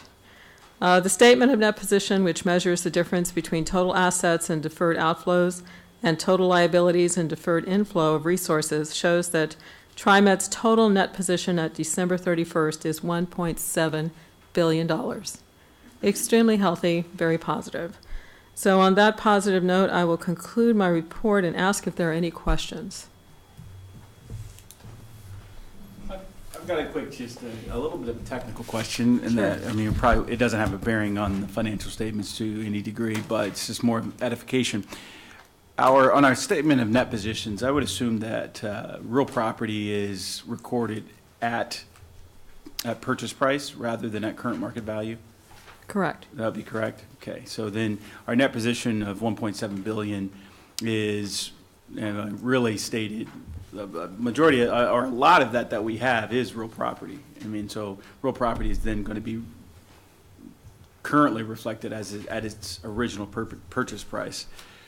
So, like I said, it doesn't really have a whole lot of bearing on the conversation, but for personal edification, I just wanted to have that. Yeah, let me look into that for you and get a little more specific information for you. I know that the land does not depreciate, the other asset values typically do. Correct. So let me find out exactly if we are upping that to market value. I don't believe that's not typical accounting procedure. Yeah, that's not typical. So, so there's just a kind of an I mean, that's how accounting goes, basically. Like you said, it would be atypical to reflect it like that, but there would be an accounting of the actual value of real property That's true. when it comes to our overall net position. Just fascinating for me rather than anything. And I'm not even an accountant. Any other questions? Thank you, Dee. It's nice to see our financial position where it is, and it's nice to see the trends continuing upward. That's Thank you. That's great for the organization and great for our riders. Good. Thanks. Mr. General Manager, you have anything else? I just might note, for your edification and reading pleasure, of course, is attached to our delegated authority report are 2 memos, and you'll be seeing these as we complete the projects on the Portland-Milwaukee project that were subject to an exemption from low bid. And in these cases, we used CMGC-style procurement methods for these 2 contracts. The contracts have been completed. The state law requires us to report back to you regarding the findings we made and were they actually borne out by the actual performance of the contract. And in both of these cases, they were. But I just wanted to acknowledge that something new for your delegated authority report, and you'll be seeing those as usual. And obviously, happy to answer any questions that you might have about that.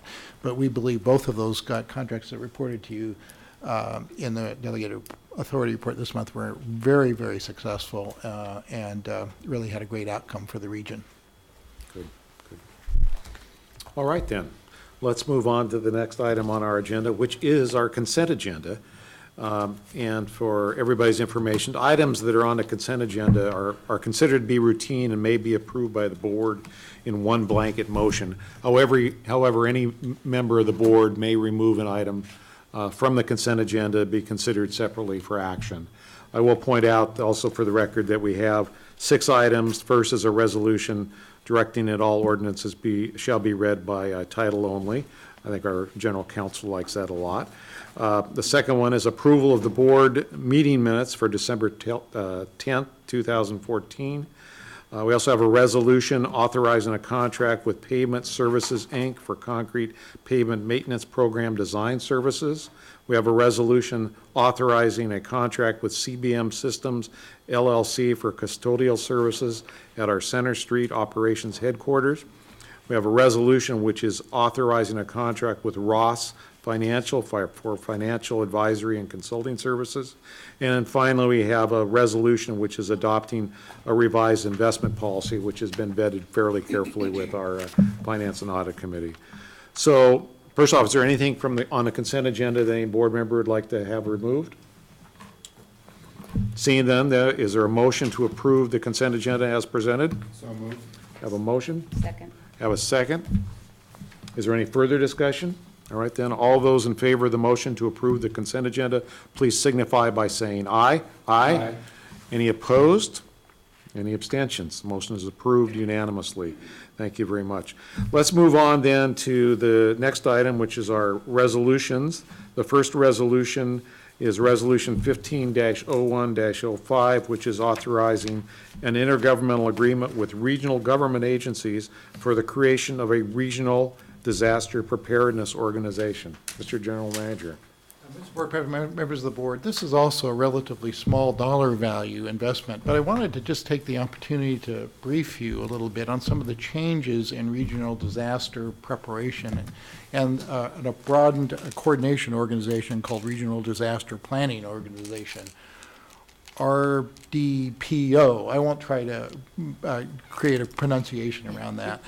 But nonetheless, it underscores the important role that TriMet has in disaster recovery in our region. And we do regularly coordinate in all of our services. And for example, with the new Orange Line opening up, we'll have a detailed coordination underway with the fire departments and police departments of the communities that we serve, but also regionally. And our services end up being very critical components in any disaster recovery for the region. And so our planning needs to be integrated with that of the other agencies in a very responsible way. And so we do spend a reasonable amount of energy and time and have our own plan related to disaster response and recovery. one of the things you might note is that TriMet, whether the disasters or tragedies are large or small, we do respond on a regular basis. And for example, emergency transportation during emergency events, shelters for emergency events.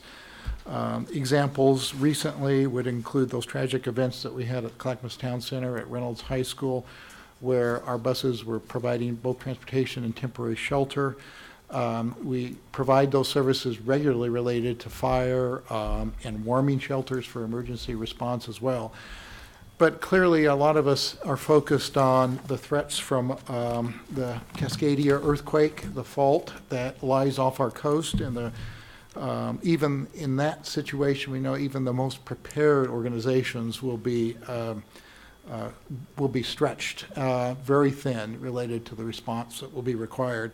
So that just underscores the importance of this regional planning cooperation that we do. So this resolution would authorize our integration into this regional planning organization. We have been working in this realm since really 2004, but this would allow us to become a member of the steering committee. We provide a little bit of funding for that group to coordinate those efforts as part of the overall regional response effort. And so again, I recommend your approval of this. And if there are any questions, either I or Harry Supporter are pleased to respond to those. Yes. I noticed that in our packet that we don't have a copy of the agreement itself. Has it been drafted yet? Yes, it has, and it's a fairly standard agreement. Certainly, we could provide that to you. I'd be curious in seeing it. So. Okay. Would you like to see that before we take action, Mr. Director? I think I'm okay. Okay. Other questions? All right, then, is the board ready to offer a motion to approve Resolution 15-01-05? So moved. Have a motion? Second. Have a second. Is there any further discussion? I think the discussion is you'll make sure that you get send the agreement out to all of us so we know what it is, okay? Well, with that then, I'll call for a vote on the motion to approve Resolution 15-01-05. All those in favor of the motion, please signify by saying aye. Aye. Any opposed? Any abstentions? Hearing none, the motion is approved unanimously. Thank you. All right, now we're going to move on to ordinances. The first ordinance is Ordinance 336.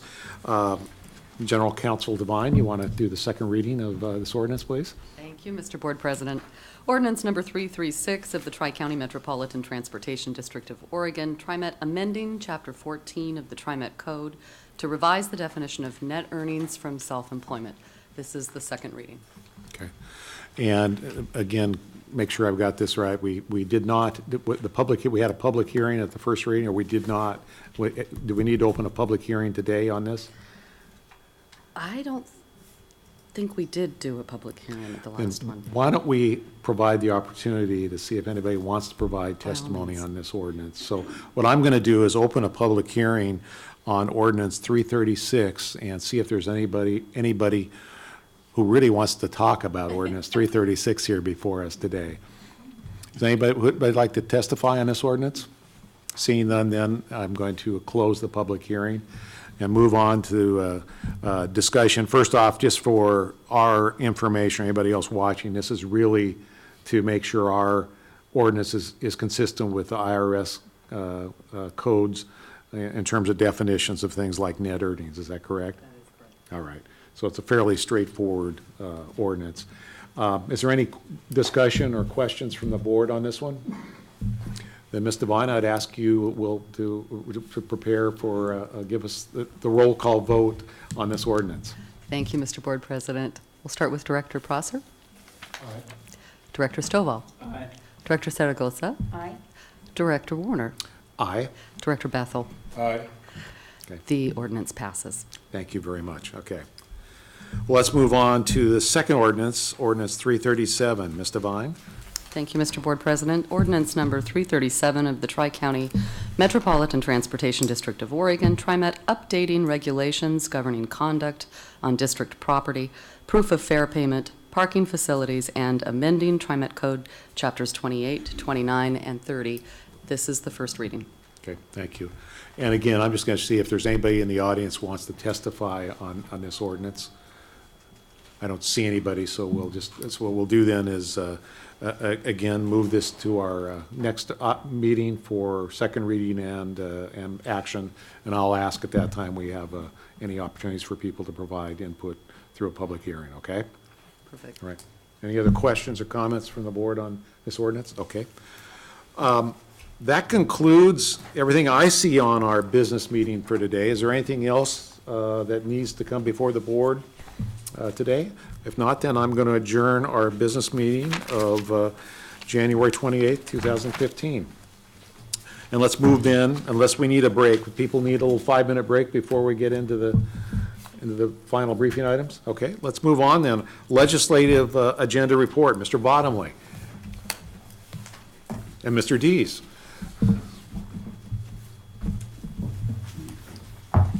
President Warner, members of the board, Bernie Bottomley with Public Policy, and Aaron Dees, our Manager of Government Affairs, is with me, and I'm going to turn this over to him for most of the detail, but I just wanted to give you a little context for life in Salem as we know it at this point.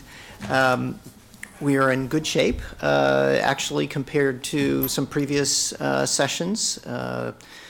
Public sentiment is upbeat, the economy is doing better, the legislature is in a relatively good mood. They tend to be in a good mood in February.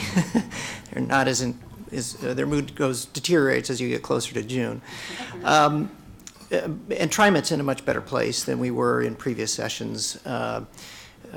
With the conclusion of the labor agreement, we're in a much better position in Salem. With the conclusion of the Secretary of State's audit and the work that we've done on that, we're in a much better shape. And just to respond to the question earlier about how that's being shared, as we're meeting with individual legislators, that's one of the items that we're ticking off on our list and letting them know about the conclusions in our work on that. We haven't had any feedback from them that they want to take it beyond there to have a hearing or anything of that sort. So far so good in terms of their responses. We're also in a really good position shifting gears a little bit to the issue of transportation funding. We have been working with a coalition that is broader and more engaged, I think, than it's been in many, many years. The folks who are involved in that range from the truckers to AAA to the bicycle transportation advocates to the pedestrian coalition advocates to transit, cities and counties, and they've all agreed on a package to take forward, and they've all agreed that the package is just that. It's a package. It includes transit funding, it includes multimodal funding, and it includes a gas tax or vehicle registration fee to support the road infrastructure of the state. And that's fairly unique that we've been able to go that arm in arm to the legislature in a multimodal fashion. So we're optimistic on that front. But to temper that a little bit, I like to say that if you're a pessimist, you're always going to be ahead betting in Salem. Although the Democrats control both the House and the Senate, and they have a supermajority in the Senate, so they could pass a tax increase without any Republican votes, it's unlikely that they will do that. And there's at least one Republican on the House side that has to vote for a tax increase.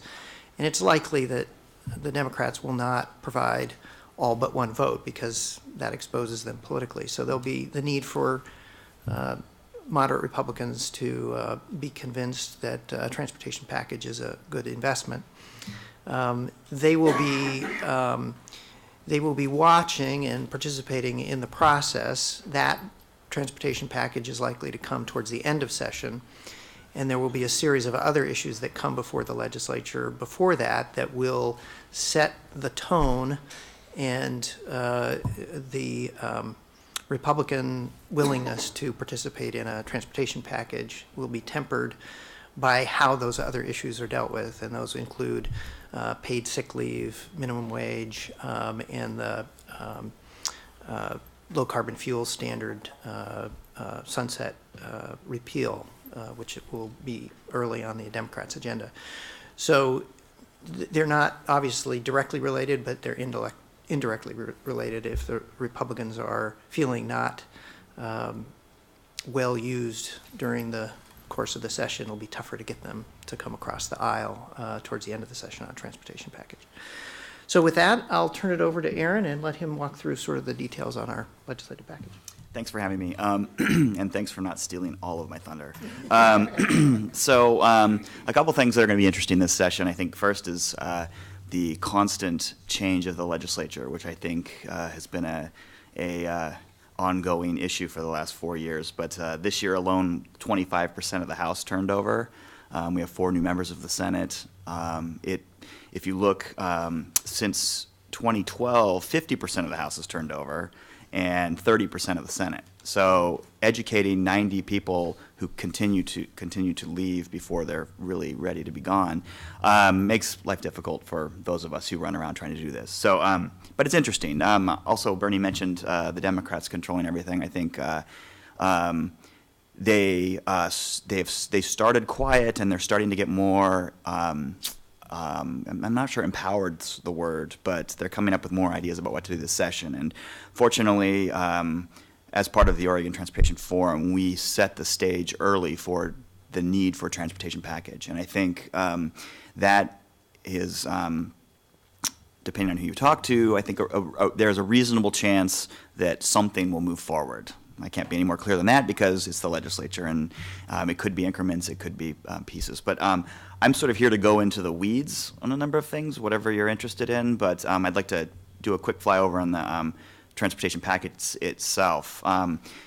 The forum worked over the course of, well, it's been almost 2 years, but really diligently over the last year to pull together a package that included input from diverse stakeholders to address the entire transportation issue, not just components of it. So the key targets were fixing the various different parts that were having difficulty, paving, so forth and so on, things that are not really considered sexy but are considered everybody's top priority. Also looking for enhancing the system, looking to how to address funding for transit, and how to do a few other somewhat arcane things. The forum also recognized, and I think one of the reasons why this is getting traction in Salem is the need for there to be a unified front. So the board agreed by consensus on everything that's in the package. So the good news is, I think we're in the conversation. The bad news is that a lot of other things are starting to get into the conversation. Another issue is that the governor during the election was, I think, fairly quiet on transportation. He's stepped up significantly over the last few months and appointed a task force to look at transportation system as a whole, funding, potential issues over the next 4 or 5 years and then the next 30 years, and appointed our board chair and a few other folks to look at this issue. And they've been very clear this is not to get in the way of a transportation package that's needed today. And I think that's been a message that the speaker and the governor have been very clear on. Issues, one of the issues that Bernie raised was a low carbon fuel standard sunset repeal, which is a big mouthful, but basically there's a little bit of political jockeying on that. Could cause some difficulty with gas tax. They're trying to, some folks are trying to equate them as similar. I think we'll see how that goes. But it's a potential challenge. Raising the gas tax, even with $2.18 gas, is unappealing, but it's about as appealing as it's ever going to get. So we might want to consider it. As far as TriMet issues, we have 2 key ones that we're going to be pursuing this session. One of them is, and both of them are arcane, and I'm not sure there's a lot of opposition, but one of is we have an e-fare system that you may have heard of that's coming up in 2017. There's a component of that where they're going to be using cards, and those cards are currently treated as gift cards, which means after 3 years of non-use, the funding goes either to the state or back to the person who purchased it, which is rather problematic for us. There are other groups that have exemptions, prepaid telephone cards, things like that. So looking to adjust adjust the statute for that. The other one is an interesting one on how our other post-employment benefit trust is able to be invested, and you may have heard about this, but we're looking to have change currently the law states that you have to invest it in the least risky, least yielding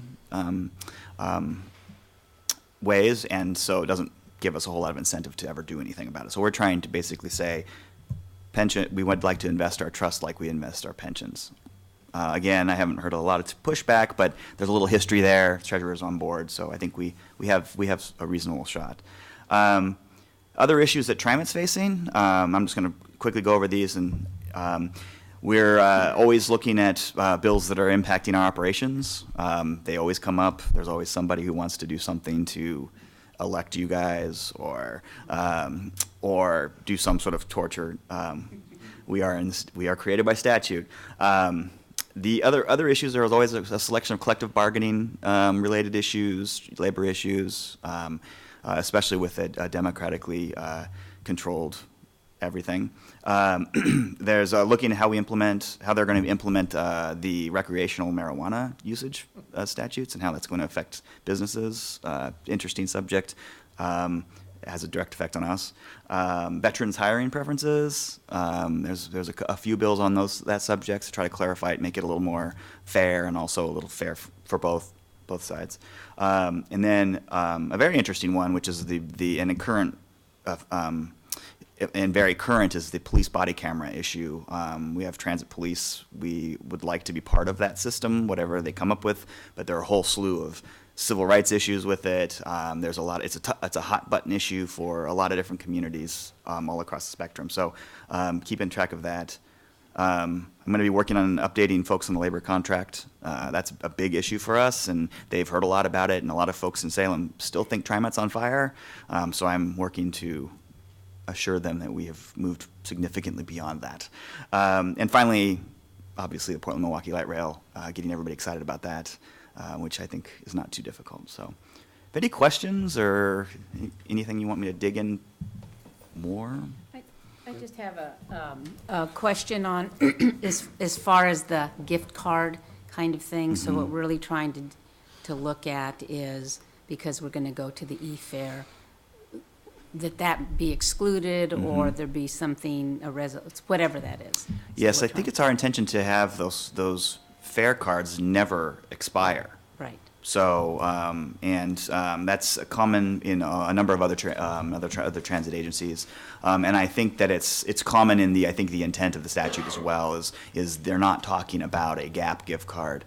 We have there's some sort of swirling around that as well, which there are some more controversial gift card pieces of legislation out there, so I'm trying to navigate us to as far away from that as possible. Right. So it's a little different. Yes, yeah, a little bit different, but it's the same right. section of the statute. Yeah, so absolutely. Yes. And then secondly, just around the vaping and the tobacco use, I'm assuming that that's coming forward as well. Yes, I always keep track of those because we get a small piece of the cigarette tax for Special Transportation Fund. There are 8 to 10 bills around vaping, increasing the tax, allowing locals to increase the tax, and so forth and so on.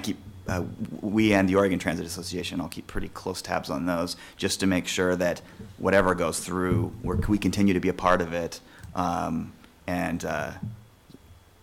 they come up every session, so it'll be interesting to see more receptive audience to this session for sure. Great, thank you. Yeah.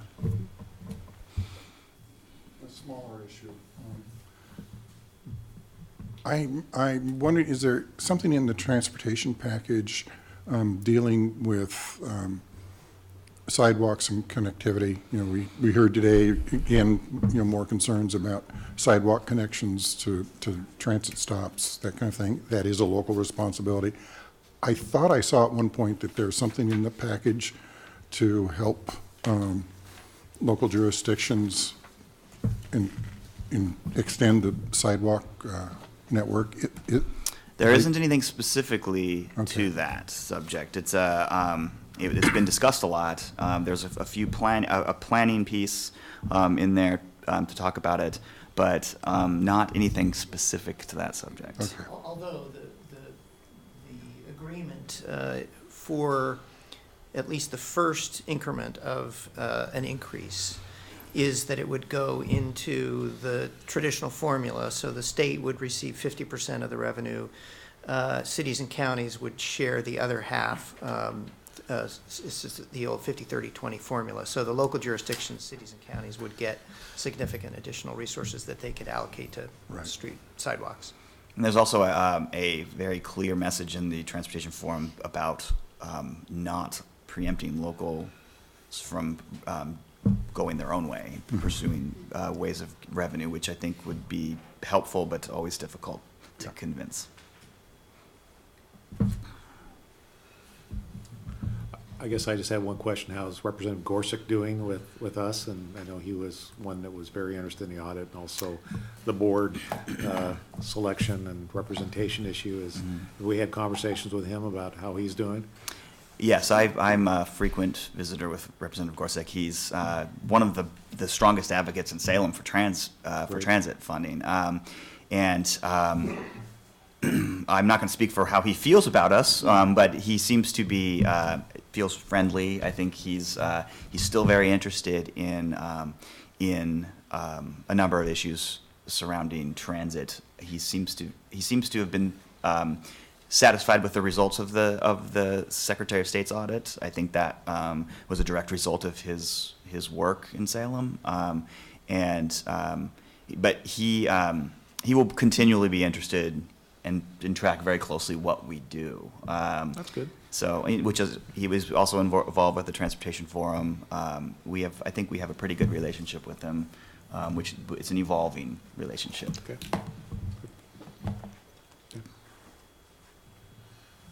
See nothing else. Thank you very much. I assume you'll give us a continual update on how we're doing as the session progresses. Thanks. And I suppose I'll get a call at midnight saying be down there at 6 o'clock in the morning. All right, so the next and final item on our briefing agenda is the Orange Line opening status report. Dan Blocker, good morning.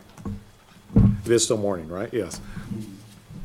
Yes, good morning, Mr. Board President and members of the board. It's a pleasure to be here today to give you this quite brief overview of where we are in our activities to begin operation of the Orange Line. I'd also like to thank you for your perseverance. I know it's been a very long meeting for you, and I'll try to go through this relatively quickly.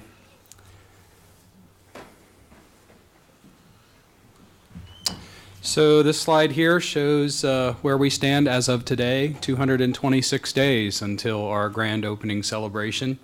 And I'm happy to say that our work is on track to achieve that. Just to organize my comments, I've developed this basically 3 parallel work streams that lead to the grand opening on September 12th. We have one series of activities for project delivery, another for operational readiness, and then a third for our opening events. And all these work streams are connected and shared across numerous divisions. But I think it'll help to just relay the highlights of where we are in each one. Starting with project delivery then, this is made up of several components. The basic infrastructure completion is going extremely well. West and bridge segments are complete.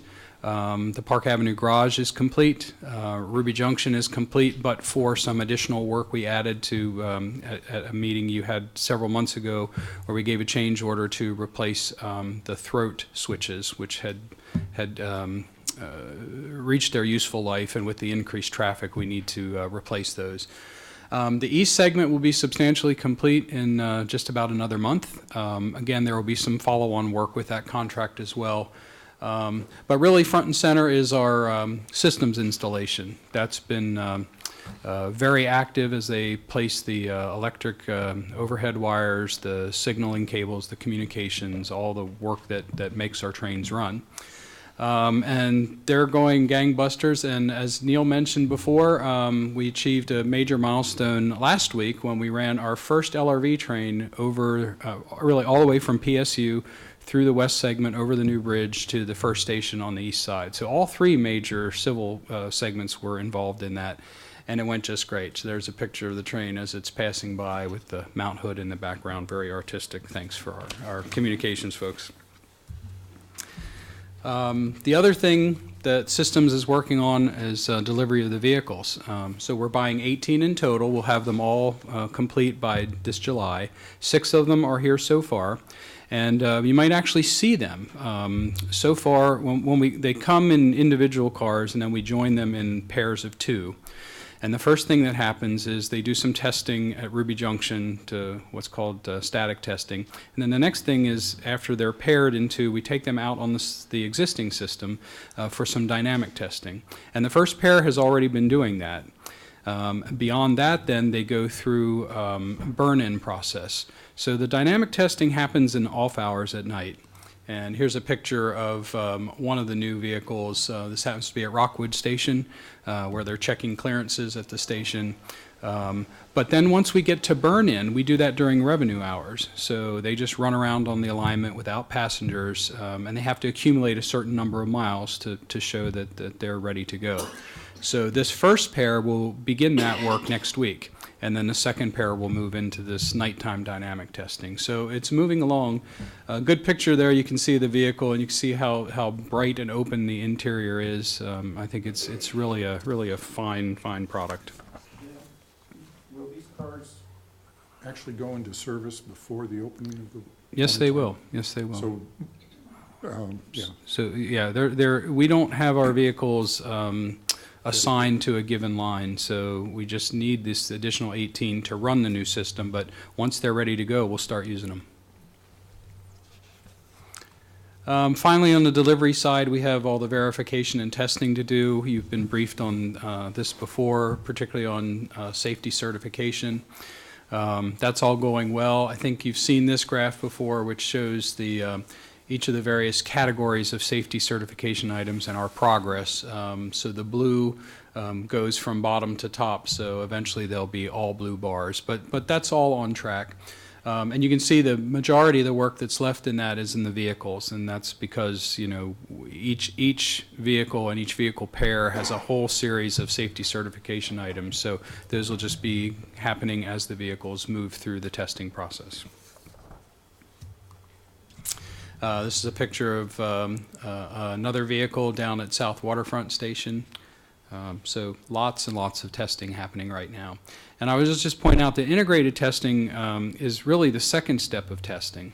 When we build these systems, each individual system has its own testing.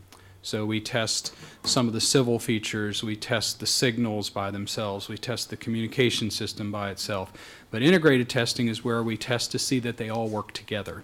And of course, that's a much more complicated element. Let me move on to the second work stream then, that's operational readiness. This is the portion where our operations division puts themselves ready to begin the passenger service. This has been going on for years, literally, as we have been, for every new line, we require new employees, both on the operations side and on the maintenance side. And there's a 3-year apprenticeship program on the maintenance side, so we are well into that. Those staff members are already coming on board and going through the training programs. Just looking ahead, the bus operator training begins March 15th. That's where we teach all of our bus operators how they're going to drive through the new busway that'll take them over the Tillicum Crossing and the 3 lines that will do that. And of course, every operator has to know how to do that. So it's a major program to train all of them so they become familiar with this new alignment. Shortly after that, we begin emergency responder training. We've established a number of processes so that people are prepared to react in the event of an incident. And then finally, rail operator training begins June 1st. And of course, that's the entire line, not just the busway and the Tillicum Crossing. So all those activities are underway. It's a huge amount of work. Our hats are off to the operations team for the amount of work they're putting into this, and also all the support they're giving us on the civil side that we're doing. So for example, to run that train across, we had some last minute challenges, and they really stepped up and helped us out and make sure we were able to run that system. So it's been a great collaboration. Looking ahead then, you were briefed several months ago about the outreach program we'll do just to have people become familiar with the alignment. So the plans are in place, and we'll begin that later in the summer. One of the last steps we do will occur on August 30th when we begin what we call simulated revenue service. That's where the trains will actually run on the new alignment, following their schedules, stopping at every station. They just won't carry passengers. And so that's to make sure that, for a couple weeks, we're running as if we really were carrying passengers to bubble out any last little challenges that might arise. And then finally, service on September 12th. The third work stream is really just getting underway now, and that's the development of a series of opening events to mark the new alignment. And we do this every time. I'll point out that these are all sponsored events. So this isn't TriMet money in so much as it is various entities that want to participate in having these events. But we're trying to do a very broad themed opening event this time. Rather than just a couple things right around the day of the opening, we're actually pulling it back earlier and beginning with a series of lectures and presentations, not only about this project, but about how the Portland region chose to go down the route of light rail transit and how that initial planning and integration with land use has transformed the region. There's a lot of people who never heard of the Mount Hood Freeway or any of the early decisions that the Portland region made because they've came since then and have just become accustomed to having the system. And what we want to do is help them understand why Portland chose to do this and the impacts it's had. We think it'll be really fun. There'll be some sort of presentation by the architect and designer of the new Tillicum Crossing. I know there will be a lot of interest in that, just how it came to be and understanding the story and the design. So there'll be a whole series of events, and then of course the closer we get to the grand opening, the kind of more grand and impressive those events will be. We're still working on that overall program. I'm sure we'll be coming back to you in a couple months when we have a complete calendar of what we want to do, but it's an important part of the program. And so that'll lead us to our grand opening on September 12th, and I'm sure as the sun sets that day, it'll look something like that. I'd be happy to answer any questions you might have. That's a pretty picture. Questions? In terms of the kind of opening events, are you aware if OMSI is planning any special things around the opening, given its location and the bridge? OMSI will certainly be a partner in this. So will Streetcar. They opened the completion of their loop service at the same time, on the same day. PSU wants to be part of it. So we're talking with a lot of our neighbors and partners to make sure we're integrated fully. Okay. Good. Well, we'll point out, I think Ms. Runyon gave us an email that outlined all of the dates, the tentative dates, I guess, for all of the events. I don't know, if you didn't see that, you might ask her to send you that again, because I put them all on my calendar. It was me, I'm going to go to all of them, but it is a pretty extensive list and opportunities for the community. So look forward to seeing that. That will be a fun time for the week and a half or whatever it is before the opening. All right. Thank you very much, Thank you very Dan. much. Appreciate it, and congratulations on getting to where we are. Mr. General Manager, anything else? No, sir. All right, then we'll declare victory and see you next month.